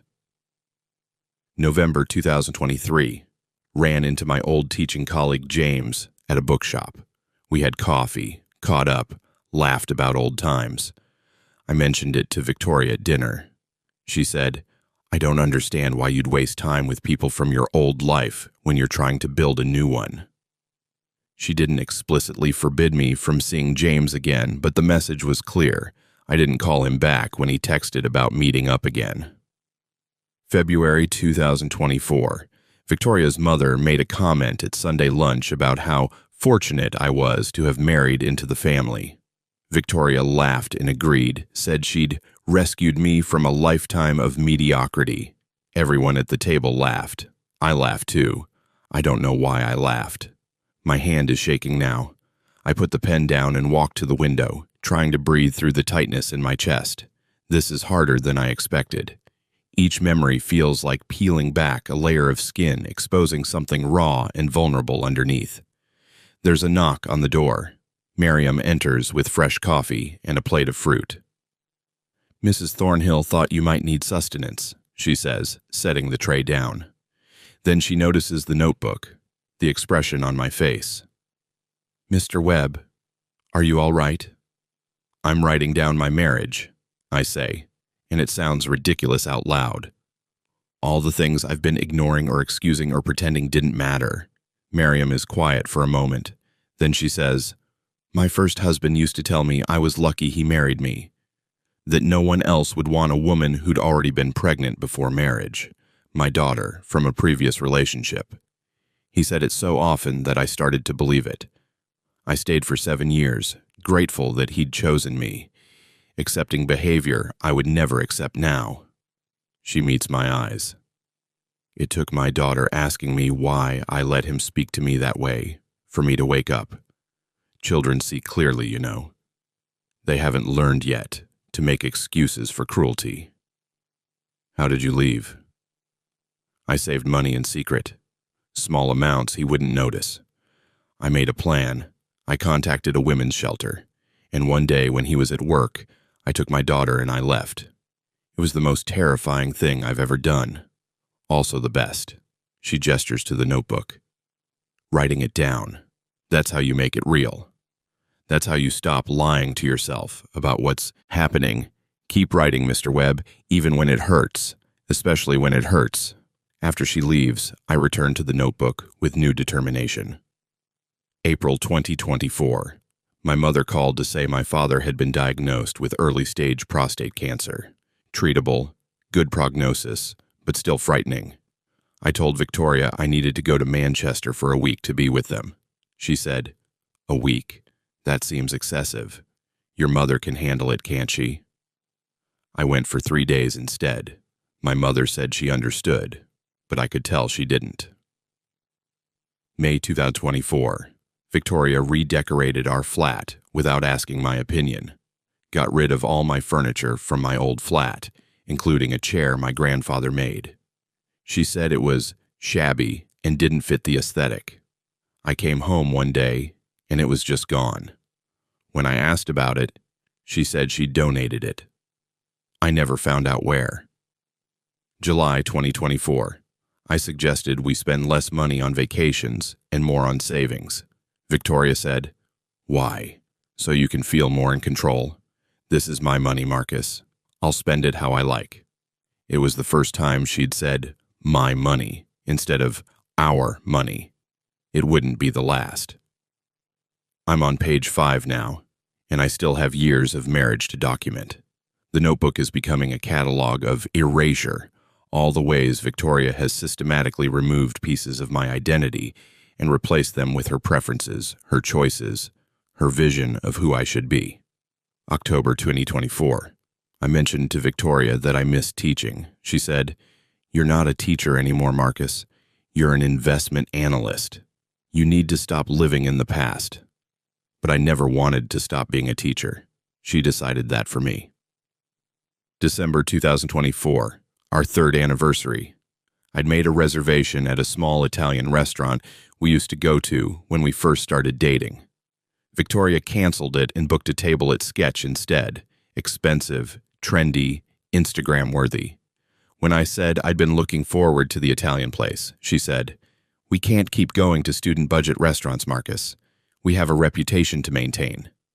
We went to Sketch. I hated every minute of it. There's a pattern emerging, and seeing it laid out in chronological order makes it impossible to deny. Every conflict follows the same script. I express a preference or a need. Victoria dismisses it or overrides it. I acquiesce. She frames my acquiescence as maturity or growth or proper gratitude.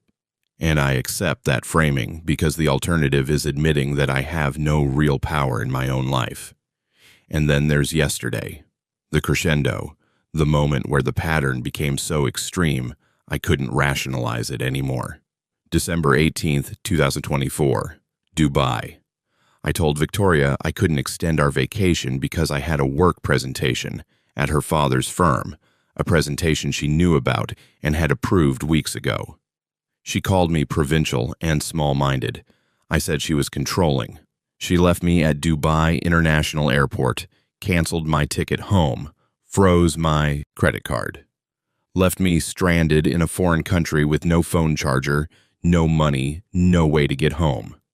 As punishment for saying no to her. I underlined that last sentence 3 times. As punishment for saying no to her.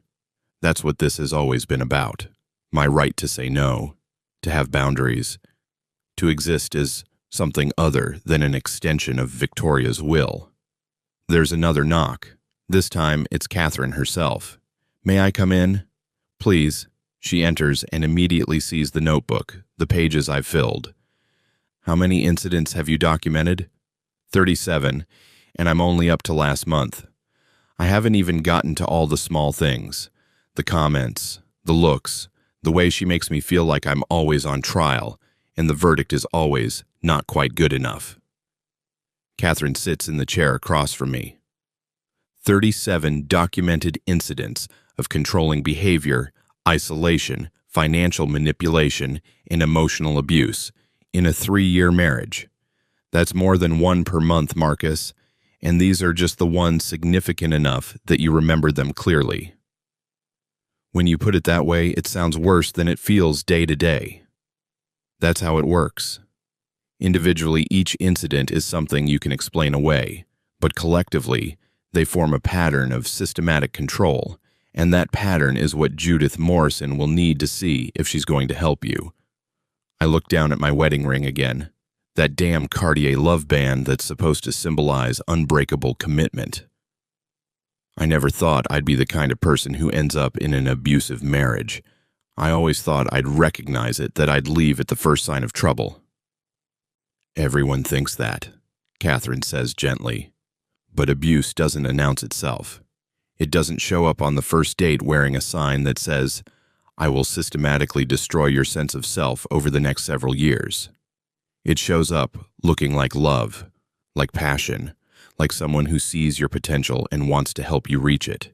And by the time you realize what's actually happening, you're so enmeshed that leaving feels impossible. You left. Multiple times. I did. And it got easier each time, because I learned the warning signs. I learned what healthy love looks like versus what controlling behavior, disguised as love, looks like. I learned that being alone is better than being with someone who makes you feel worthless. She pauses. I also learned that financial independence is the key to everything. As long as you depend on your abuser for money, for housing, for your job, they have leverage.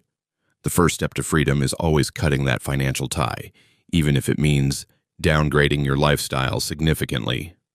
I'll be downgrading from a Notting Hill flat and a career at a prestigious firm to, what?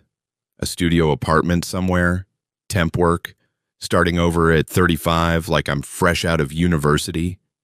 Is that really so terrible? Would you rather have a beautiful flat that you share with someone who treats you like property? Would you rather have a prestigious job that you only got through marriage and can only keep by staying married? Would you rather maintain the lifestyle at the cost of your soul? The questions are rhetorical, but I answer them anyway. No, I wouldn't, but it's still terrifying. Of course it's terrifying. Change is always terrifying. But Marcus, you're not starting over. You're starting forward. You're 35 years old with a master's degree, teaching experience, 3 years of investment analysis work, and a whole life ahead of you. You're not starting from nothing. You're starting from knowledge. The knowledge that you deserve better than what you've been accepting. I close the notebook. 37 incidents documented, and I could probably list 37 more if I kept going. But I don't need to. The point has been made. To Catherine, to myself, to whatever future version of me will need this documentation to remember why I made the choice I'm about to make. I want to call Judith Morrison, I say. Today, now, before I lose my nerve. Catherine pulls out her phone and finds the number. It's 10 a.m. here, which means it's 6 a.m. in London. But Judith is famously an early riser. Let me text her. Tell her you're ready to talk. While Catherine texts, I walk to the balcony again. The marina is busier now. Boats coming and going, people living their lives completely unaware that mine is about to fundamentally change. I wonder if Victoria is awake yet in London. I wonder if she's worried about me at all, or if she's satisfied that she's taught me the lesson she intended. My phone buzzes. A message from Victoria. I assume you figured out how to get home by now. When you arrive, we need to have a serious conversation about your behavior in Dubai. What you said to me was unacceptable, and I think we need to establish better boundaries about how we communicate during disagreements. See you when you get here. V. I read it 3 times, and each time I find something new to be furious about. The assumption that I've figured out how to get home, as if being abandoned at an airport is just a puzzle to solve. The framing of this as my behavior problem, not hers. The suggestion that we need better boundaries when she's the one who violated every conceivable boundary by stranding me in a foreign country, and that closing, V instead of love, or yours, or even just Victoria. A single letter, cold and impersonal, like a business memo. Catherine looks up from her phone. Judith can talk at noon our time, 8 a.m. in London. She'll call you on this number. She sees my expression. What happened? I show her Victoria's message. She reads it and her face hardens into something like granite. That's gaslighting. Textbook gaslighting. She abandons you, then frames the situation as your fault, as your behavior problem that needs correcting. And she's so confident you'll accept that framing that she doesn't even acknowledge what she did. She thinks I'll come home and apologize. I say slowly, understanding clicking into place. She thinks I'll show up full of remorse and gratitude that she's willing to forgive me. That's what always happens. That's our pattern. And are you going to follow the pattern? I look at my wedding ring one more time. Then I reach down and unscrew it. The band that's supposed to be permanent, unbreakable, a symbol of love that can't be undone. It takes 30 seconds to remove, 30 seconds to undo 3 years of marriage. I hold it in my palm, feeling the weight of it. No, I say, I'm not going to follow the pattern anymore. Catherine smiles. It's a fierce smile, the smile of someone who recognizes a fellow warrior entering the battle. Good. Then let's prepare for your call with Judith. Because, Marcus, you're about to learn that the best revenge isn't anger or retaliation. It's freedom. It's building a life so good that your abuser becomes irrelevant to it. And that starts now. At exactly noon Dubai time, my phone rings. The number shows a London prefix, and I feel my stomach clench with anticipation and dread. Catherine sits across from me in the guest suite sitting area, a notepad in her lap, present but silent, moral support without interference. Mr. Webb? The voice on the other end is crisp, professional, with the kind of accent that speaks of expensive education and courtrooms where lives are dismantled and reassembled. This is Judith Morrison. Thank you for making time to speak with me. Thank you for calling, I say, and I'm surprised by how steady my voice sounds. Catherine Thornhill gave me your details. Yes, Catherine and I go back quite a few years. She's given me a brief overview of your situation, but I'd like to hear it from you directly. And Mr. Webb, before we begin, I need to make something clear. This initial consultation is confidential, but it's also exploratory. I'm going to ask you some difficult questions, and I need you to answer them honestly. Can you do that? Yes. Good. Then let's start with the basics. You're married to Victoria Ashworth, daughter of David Ashworth of Ashworth Capital. You've been married for 3 years. No children, is that correct? That's correct. And you currently work for Ashworth Capital in an analyst role.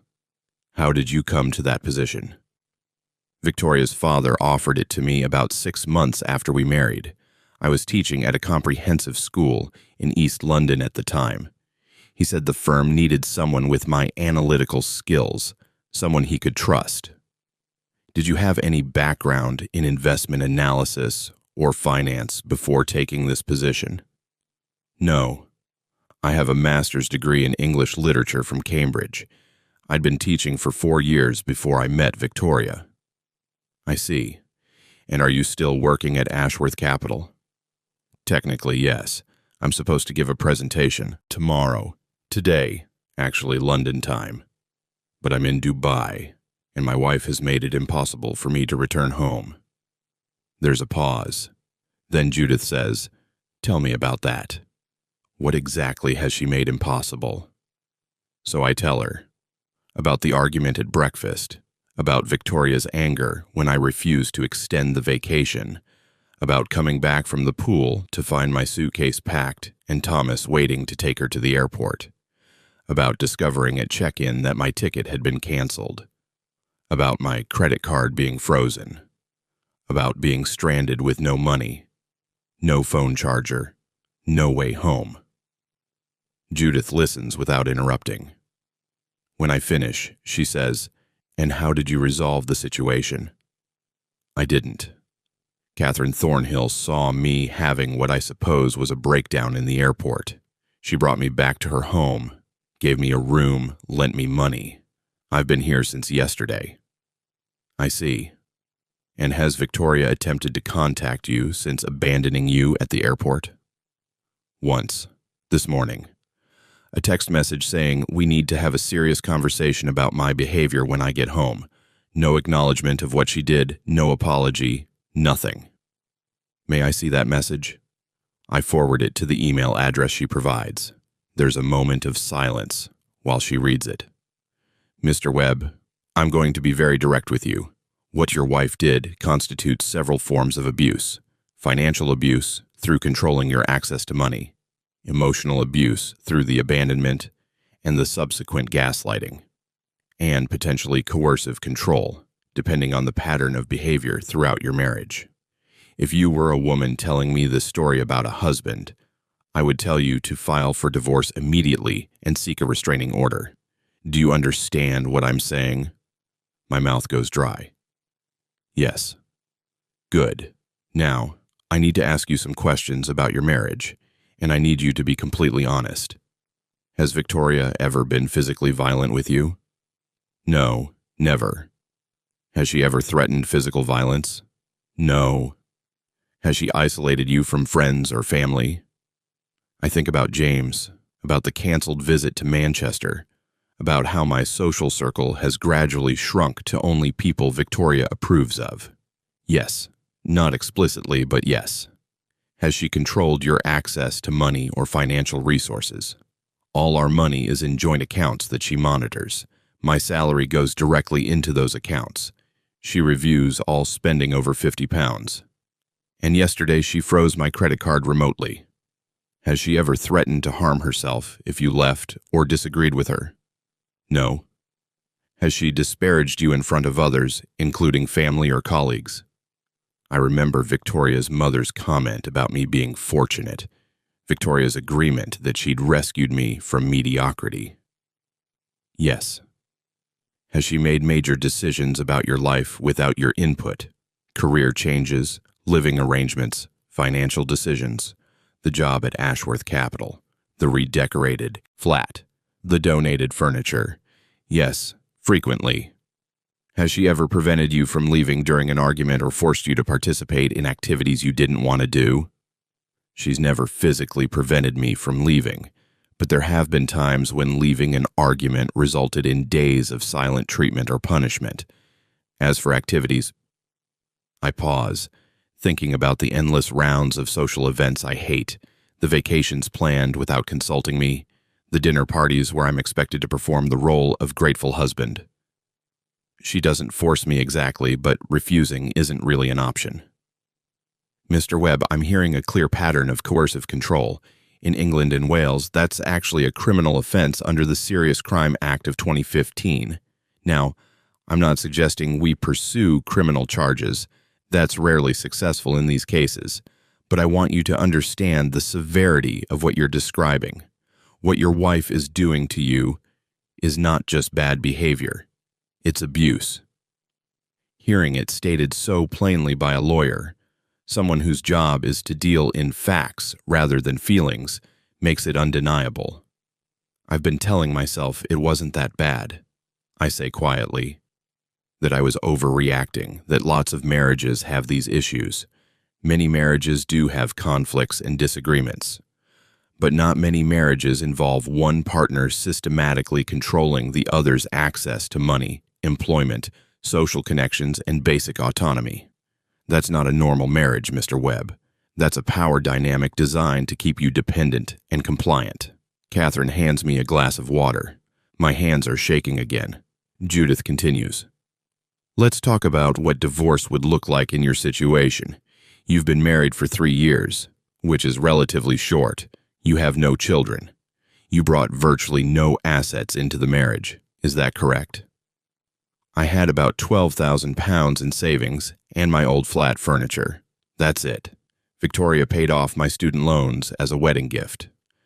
And during the marriage, have you accumulated any assets in your own name? No. Everything goes into joint accounts. What about the flat you live in?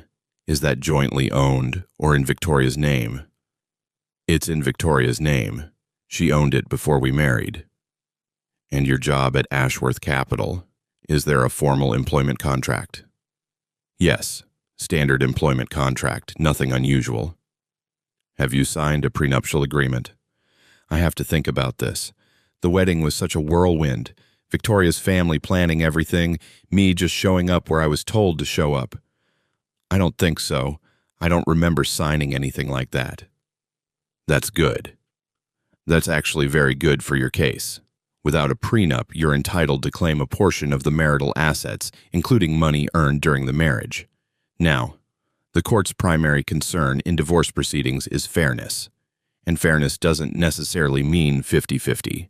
But given that you sacrificed your teaching career to take a job at your father-in-law's firm, and given that Victoria's family wealth means she'll never face financial hardship, I believe we can make a strong case for a reasonable settlement. What does reasonable mean? It's hard to say without seeing full financial disclosure, but I would estimate somewhere in the range of £200,000 to £400,000, possibly more depending on Victoria's total assets.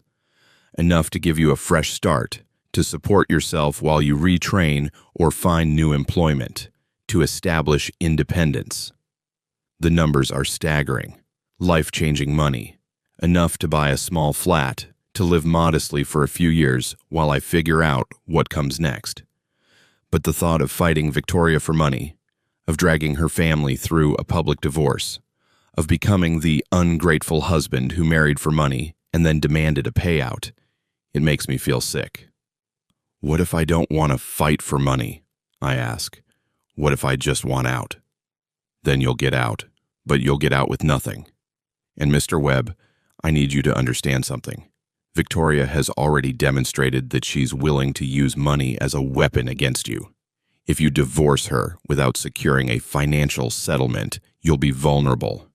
You'll have no job because there's no way Ashworth Capital keeps you employed once you divorce the daughter.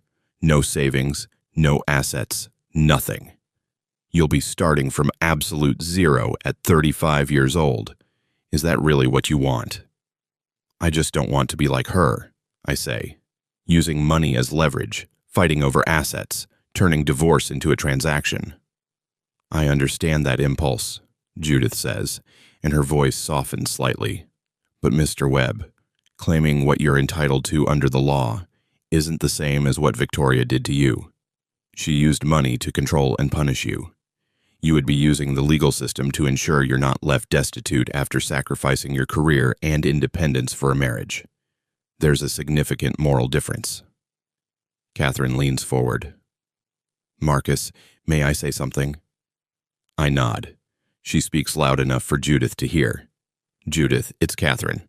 I think Marcus is struggling with the idea that pursuing a fair settlement makes him somehow mercenary or calculating. But what he's not seeing is that Victoria has already calculated every move. She married someone financially dependent on her. She engineered his career change to make him more dependent. She controls all the money. And now, when he dares to assert a boundary, she weaponizes that financial control. This isn't about Marcus being greedy. This is about Victoria having already turned the marriage into a transaction, one where she holds all the power. Catherine's right, Judith says. And Mr. Webb, I've been doing matrimonial law for 20 years. I've seen hundreds of divorces, from the amicable to the absolutely vicious. And I can tell you with certainty that in cases like yours, where there's a significant power imbalance and a history of financial control, the spouse with less power needs legal protection. Not because they're greedy, but because the spouse with more power will absolutely use that power to leave them with nothing if given the chance. You think Victoria would do that? She's already done it. She left you stranded in a foreign country with no money. What makes you think she'd be more generous in a divorce? The point hits home. Victoria has shown me exactly who she is and what she's capable of. Believing she'll suddenly become fair and reasonable during a divorce is delusional. Okay, I say. What do I need to do? First, you need to decide whether you actually want a divorce or whether you want to try to salvage the marriage. And Mr. Webb, I need you to really think about that, because once we start divorce proceedings, there's no going back. The relationship will be irreparably damaged. Can you imagine a scenario where you and Victoria repair this and build a healthy marriage? I think about it, genuinely think about it. Could Victoria change? Could I ever trust her again? Could we somehow rebalance the power dynamic and become equal partners? Could I ever stop feeling like I'm walking on eggshells, waiting for the next punishment? No, I say finally. I can't imagine that. Even if she apologized, even if she promised to change, I don't think I could believe it. I don't think I could ever feel safe with her again. Then you want a divorce? Yes, I want a divorce. Saying it out loud is terrifying and liberating in equal measure. 3 years of marriage ended with 3 words. But they're the right words. I know they're the right words. All right, Judith says, and I can hear her making notes. Here's what happens next. First, you need to return to London. I know that's complicated given your current situation, but you need to be in the UK to file for divorce. Second, we'll need to gather financial documentation, bank statements, property valuations, Victoria's income information, anything that establishes the full picture of marital assets. Third, we'll file a divorce petition citing unreasonable behavior, which is one of the grounds for divorce in England. We'll include specific examples of that unreasonable behavior, including the Dubai incident. What about my job? You should assume you'll lose it the moment you file for divorce. David Ashworth isn't going to keep his daughter's soon-to-be ex-husband employed. So before we file, you need to have a plan. Do you have anywhere to stay? Anyone who can help you through the immediate aftermath? I look at Catherine. She nods. I have a flat in South Kensington that's currently empty, she says loudly enough for Judith to hear. Marcus can stay there as long as he needs. That's Catherine Thornhill offering accommodation, Judith says, and I can hear the smile in her voice. You're in good hands, Mr. Webb. Catherine has excellent instincts about these things. What about the presentation I'm supposed to give today? I ask. Should I still try to get back for it? No, Judith says firmly. Don't rush back to perform for a job you're about to lose anyway. In fact, the Dubai incident gives us excellent grounds to argue that you were constructively dismissed, that Victoria created an impossible situation that prevented you from fulfilling your job duties. That strengthens our case for a larger settlement. So I just don't show up? You can send a brief email explaining that you're unable to attend due to circumstances beyond your control. Don't elaborate. Don't apologize excessively, And definitely don't blame Victoria explicitly. Just a simple professional notification. Then you focus on getting back to London, getting settled in Catherine's flat, and preparing for what comes next. We talk for another 20 minutes. Logistics, timeline, fees, which Catherine immediately offers to cover as a loan, an offer I accept because I have no other choice. By the time I hang up, I have a plan. A terrifying, irreversible, life-altering plan, but a plan nonetheless. Catherine is watching me carefully. How do you feel? Like I'm about to jump off a cliff. You are. But Marcus, there's a difference between jumping off a cliff and stepping off a ledge. You're not falling into nothing. You're stepping onto solid ground. It just feels like a cliff because you've been standing on shaky ground for so long that you've forgotten what stable feels like. I look at my wedding ring, still sitting on the table where I left it this morning. That simple platinum band that was supposed to represent eternal love. What do I do with this? Keep it for now. You'll need to return it eventually, probably as part of the divorce settlement. But for now, it's just a piece of metal. It doesn't own you anymore. Just a piece of metal. I pick it up and put it in my pocket, out of sight.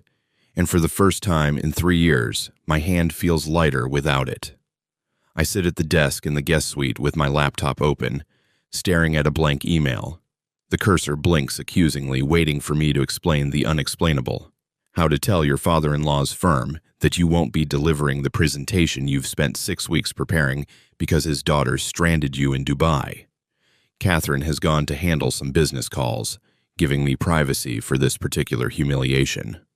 I appreciate her tact, but part of me wishes she were here, if only to witness that I'm actually doing this, that I'm not backing down. The email needs to be professional, brief, and utterly unrevealing. Judith's words echo in my head. Don't apologize excessively, don't blame Victoria explicitly, don't give them ammunition. I type, Dear Sarah and the Thompson Project team, I regret to inform you that I will be unable to deliver today's presentation due to unforeseen circumstances beyond my control. I understand this creates difficulties, and I apologize for any inconvenience. I will be in touch regarding my status at the firm in the coming days. Best regards. Marcus Webb. I read it 3 times, looking for anything that could be used against me. Anything that reveals too much or sounds bitter or accusatory. It's bland, almost frustratingly vague, but that's exactly what it needs to be. This email isn't for Sarah or the Thompson team. It's for the lawyers who will eventually read through every communication during the divorce proceedings. My finger hovers over the send button. Once this goes out, there's no pretending anymore. David Ashworth will know something is seriously wrong. Victoria will be questioned. The facade of our perfect marriage will crack publicly, not just privately. I click send.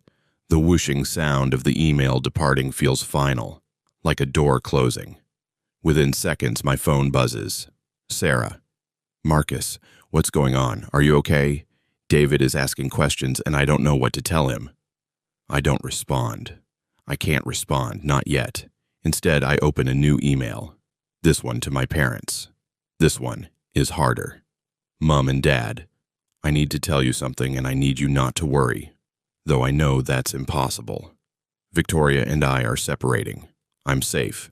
I'm in Dubai with a friend and I'll be home in London in the next few days. I'll explain everything when I see you, but I wanted you to hear it from me before you hear anything else from anyone else. I love you both. I'm sorry I haven't been a better son these past few years. I'm going to fix that. Marcus, send. Then, because I'm apparently on a roll of burning bridges and severing ties, I open a new document and begin drafting the email I never thought I'd write, the one to Victoria. This one takes longer. I write and delete a dozen different versions. Angry versions where I list every terrible thing she's done. Wounded versions where I beg her to explain why she hurt me. Cold, clinical versions that treat our marriage like a failed business transaction. Finally, I settle on something simple. Victoria, I received your text this morning. There will be no conversation about my behavior when I return to London, because my behavior is not the issue here. What you did in Dubai, abandoning me without money or means to get home, was abusive and unforgivable. I want a divorce. My solicitor will be in contact with you shortly. Please do not contact me directly. All communication should go through our legal representatives. Marcus. I save it as a draft. I'm not ready to send it yet. Judith said I should wait until I'm back in London, until I have somewhere stable to land, until the divorce petition is filed. Sending it now would give Victoria time to retaliate, to freeze more accounts, to take preemptive action. Better to wait, to let her think I'm still coming home contrite and apologetic. But writing it helps, seeing those words, I want a divorce. In black and white, addressed to her, makes it real in a way the conversation with Judith didn't. My phone rings. It's a UK number I don't recognize. Against my better judgment, I answer. Marcus Webb. An unfamiliar male voice, clipped and irritated. Yes? This is David Ashworth. What the hell is going on? I just got an email saying you're not delivering the Thompson presentation. I have clients flying in from Singapore for this. Do you have any idea what this makes me look like? Not, are you all right? Not, is everything okay? Just concern about how my absence makes him look. I should have expected this, but it still stings. I apologize for the inconvenience, I say, keeping my voice neutral. There were unforeseen circumstances. What circumstances? Where are you? I'm still in Dubai. There were travel complications. Travel complications, what does that mean? Is Victoria with you? No. She returned to London as scheduled. There's a pause. I can hear the gears turning, David trying to piece together what's happening. Marcus, if this is some kind of marital spat, you need to handle it on your own time. We have a business to run. And there it is, the assumption that whatever is happening is trivial, that I'm being unprofessional, that my job should take precedence over the fact that his daughter left me stranded in a foreign country. I understand, I say. I'll be in touch regarding my position at the firm when I return to London. Your position? Marcus, what exactly? I hang up. My hands are shaking, adrenaline flooding my system. I just hung up on David Ashworth. I just effectively quit my job, or got myself fired, or whatever the legal term is for this situation. Catherine appears in the doorway, as if summoned by the drama. Was that who I think it was? David Ashworth, angry about the presentation, not concerned about my well-being, just concerned about his clients. Of course he is. Marcus, that family sees you as an asset, not a person. The sooner you internalize that, the easier this will be. She's right. I know she's right, but it still hurts. The final confirmation that I was never really family to them, never really one of them. Just a useful acquisition that Victoria made, like a piece of art or a sports car. My phone buzzes again. Victoria this time. My father says you're still in Dubai and missed a major presentation. What is wrong with you? Call me immediately. I turn the phone face down on the desk. I'm done responding, done explaining, done apologizing for her abuse. I need to book a flight home, I tell Catherine. She smiles. Already done. You're on the 10 p.m. Emirates flight to Heathrow tomorrow night. First class, my treat. And Thomas will drive you to the airport. She pauses. But Marcus, tonight we're going out. You've spent 2 days processing trauma and planning your escape. Tonight, you're going to remember what it feels like to just exist without fear. Catherine's idea of going out turns out to be dinner at Piershik, a restaurant built on a pier extending into the Arabian Gulf. Thomas drives us there as the sun begins its descent, turning the sky into layers of orange and pink that reflect off the water. I'm wearing clothes Catherine had delivered to the house. Properly fitted trousers, a linen shirt that actually suits me, leather shoes that don't pinch. For the first time in years, I feel like I'm wearing clothes I chose, not a costume Victoria selected. You look better, Catherine observes as we walk along the wooden pier toward the restaurant. Less like a man facing execution, more like a man who's made a decision. I don't know if better is the right word. I feel terrified. Good. Terror means you're alive, that you're taking risks, that you're doing something that matters. You know what's worse than terror? Numbness. That slow deadening of the soul that comes from years of pretending everything is fine when it isn't. The restaurant is elegant without being pretentious. White tablecloths, candlelight, floor-to-ceiling windows that offer unobstructed views of the Dubai skyline across the water. The hostess greets Catherine by name and leads us to a corner table where we can watch the sun complete its descent. You come here often? I ask as we settle into our seats. Often enough. It's one of the few places in Dubai where you can have a genuine conversation without shouting over music or dealing with influencers staging photo shoots at the next table. She accepts a menu from the waiter but doesn't open it. The sea bass is exceptional, and they do a tasting menu if you trust the chef. I trust you, I say, and I mean it. In the past 2 days, Catherine has shown me more genuine care than Victoria did in 3 years of marriage. She orders for both of us in confident Arabic, and the waiter nods approvingly before departing. When we're alone again, Catherine leans back in her chair and studies me with those sharp gray eyes. Tell me about the man you were before Victoria, she says. Not the analyst, not the husband. Who was Marcus Webb when he was just himself? The question catches me off guard. I've spent so long being the person Victoria needed me to be that I've almost forgotten who I was before.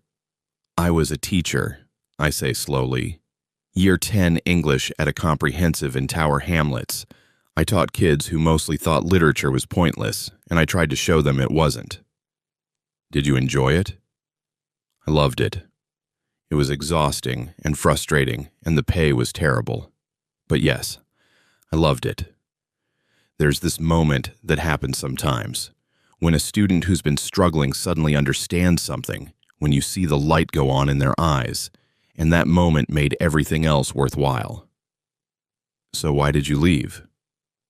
Because David Ashworth told me I was wasting my potential.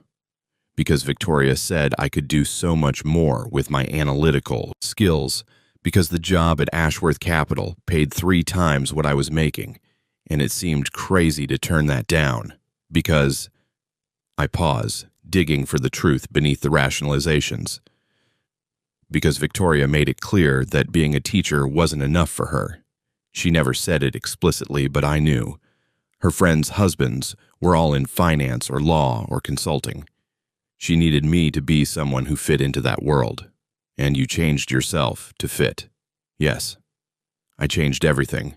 The way I dressed, the way I talked, the books I read, or rather stopped reading. I told myself it was just a job, that I could still be myself outside of work. But the job was 60, 70 hours a week. And when I wasn't working, I was at dinner parties or charity events or weekends in the Cotswolds with Victoria's family. There wasn't any time left to be myself. The waiter returns with wine, a crisp white that tastes like summer and salt air. Catherine raises her glass, to reclaiming lost time. We drink, and I feel the wine soften the edges of my anxiety. The sun has touched the horizon now, bleeding gold across the water. Can I tell you something? Catherine says. When I saw you at the airport yesterday, I knew exactly what had happened before you said a word. I've seen that look before, that particular combination of shock and humiliation and disbelief. I've worn that look myself. You were married to someone like Victoria? Worse, actually. His name was Edmund, and he was old money London, the kind of wealth that's been in the family for generations. I was 26 when we married, fresh from Cambridge, convinced I'd found my soulmate. He was charming, cultured, sophisticated, everything I thought I wanted. What happened? He happened.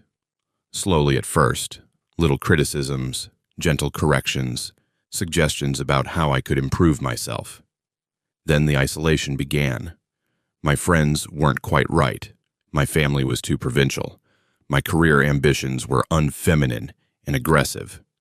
By the time I realized what was happening, I'd given up my job, moved to his country estate, lost contact with everyone who might have helped me see the truth. How did you get out? Catherine's expression hardens. His mistress got pregnant. Not just any mistress, his secretary, whom I'd been told to befriend because she was lonely and needed female companionship. He'd been sleeping with her for 2 years, in my house, while I was slowly losing my mind thinking I was the problem. When she told him about the pregnancy, he didn't even have the decency to end our marriage. He wanted to keep both of us, the wife for appearances, the mistress for actual affection. Jesus. I left with nothing, absolutely nothing. He had lawyers and family connections and all the money. I had a suitcase and my dignity, and honestly, even the dignity was questionable at that point. But I rebuilt. Took me 10 years, but I rebuilt. Started my consulting firm, made my own money, created my own life. And I swore I would never, ever let a man make me small again. She says this without self-pity, just stating facts. But I can see the cost in her eyes, the years of hard work, the loneliness, the determination required to claw back a sense of self after having it systematically destroyed. That's why you helped me, I say. You saw yourself. I saw someone who deserved better than what he was getting. Marcus, I don't know you well, but I know enough. You're intelligent, you're kind, you have integrity. Those aren't common qualities, especially in the circles Victoria travels in. She should have treasured you. Instead, she tried to break you down into something manageable, something she could control. And the tragedy is that you let her, because you believed you owed her something for lifting you out of your mediocre life. The word mediocre stings because it's exactly how I've thought about my pre-Victoria existence. A small flat, a modest salary, a simple life-teaching literature to teenagers who mostly didn't care. Compared to Victoria's world of wealth and glamour, it seems so small. But it wasn't mediocre, was it? I say, working through the thought as I speak. I was happy. I had friends, real friends, not networking contacts. I had purpose. I was making a difference, even if it was just helping one kid at a time understand Shakespeare or Orwell. That's not mediocre. That's meaningful. Exactly. And you can have that again. It won't be easy. Divorces never are, especially when there's a wealth imbalance. Victoria will fight dirty because people like her always do. She'll try to make you look like a gold digger, a social climber, someone who married her for money and is now trying to cash out. But you have something she doesn't. What's that? The truth. And the truth is powerful, Marcus. It's why abusers work so hard to distort it, to make their victims question reality. But once you're clear on the truth, once you stop accepting their narrative, they lose their power. The first course arrives, delicate scallops with a citrus foam that dissolves on the tongue. We eat in comfortable silence for a while, watching as the sky deepens from orange to purple to indigo. Lights begin to appear along the shoreline, the city transforming into a constellation of glass and steel. "Tell me about your family," Catherine says. "Are they supportive?" "They will be. My parents are good people, salt-of-the-earth types from Yorkshire. Dad's a retired postman. Mum worked in a bakery. They were so proud when I got into Cambridge, and then so confused when I married Victoria. They never said anything directly, but I could tell they thought she was out of my league, that I was punching above my weight." "Did they like her?" "They tried to, but Victoria never made much effort with them. She found Yorkshire boring, found my parents' modest home embarrassing. We only visited twice in 3 years, and both times she complained the entire drive up and made excuses to leave early. I think Mum knew the marriage was wrong, but she didn't want to interfere. Parents never do they? They watch their children make mistakes and stay silent. because they don't want to be accused of meddling. Will you go see them after you get back to London? I should. I've neglected them terribly. Every time they invited me up, Victoria had some excuse. A charity event, a dinner party, a weekend commitment. And I went along with it because disappointing Victoria seemed worse than disappointing them. God, what kind of son does that? The kind who's been systematically manipulated into prioritizing his abuser's needs over his own relationships. It's textbook isolation, Marcus. And it's not your fault. The main course arrives, the sea bass Catherine recommended, perfectly cooked and served with vegetables I can't identify but that taste like the Garden of Eden. I realize I'm actually hungry for the first time in days, that I'm tasting the food rather than just mechanically consuming it. What will you do? Catherine asks. After the divorce, after everything settles, what does Marcus Webb's life look like? I don't know. I've been so focused on just getting out that I haven't thought about what comes after. I suppose I could try to go back to teaching, but I've been out of it for 2.5 years. And honestly, I'm not sure I'm the same person I was. That Marcus had an optimism, a belief that he could make a difference. This Marcus is more cynical, I suppose. Not cynical, realistic. There's a difference. Cynicism is assuming the worst of everything and everyone. Realism is acknowledging that the world is complicated, that people can be both good and terrible, that sometimes love isn't enough to sustain a relationship. You're not cynical, Marcus. You're just no longer naive. Is that better? It's necessary. Naivety makes you vulnerable to people like Victoria. Realism protects you. But it doesn't mean you can't still be kind, still be hopeful, still believe in the possibility of genuine connection. It just means you do it with your eyes open. We finish the meal with dessert, some architectural creation involving chocolate and gold leaf that's almost too beautiful to eat. Catherine orders coffee, and we move to the outdoor deck, where the breeze off the Gulf carries the smell of salt and possibility. I'm scared, I admit, leaning against the railing and looking out at the dark water. Not just of the divorce, though that's terrifying. I'm scared of being alone. I'm 35. I'll be divorced. I'll have no job, no real career prospects. I'll be starting over from nothing, and everyone I know will think I'm the villain in the story, the guy who married a rich woman and then divorced her when it got hard. Let them think that. The people whose opinions matter, the people who actually know you, they'll see the truth. And the rest? They're just noise, Marcus, background static. You can't build a life based on what strangers or acquaintances might think. But what if they're right? What if I am just a failure who couldn't handle being married to a successful woman? Catherine turns to face me, her expression fierce. Listen to me. Victoria isn't successful because she's talented or hardworking. She's successful because she was born into wealth and connections. You, on the other hand, earned everything you achieved.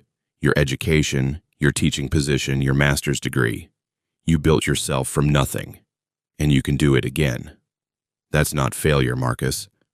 That's resilience. A boat passes in the distance, its lights reflecting off the black water. I think about my old flat in East London, about Sunday mornings marking essays over coffee, about the satisfaction of a well-taught lesson, that life seems impossibly distant now, like something that happened to someone else. Can I ask you something? I say, when you left your husband, when you started over, was there a moment when you knew it was going to be okay? When you stopped being terrified? Catherine considers this, sipping her coffee.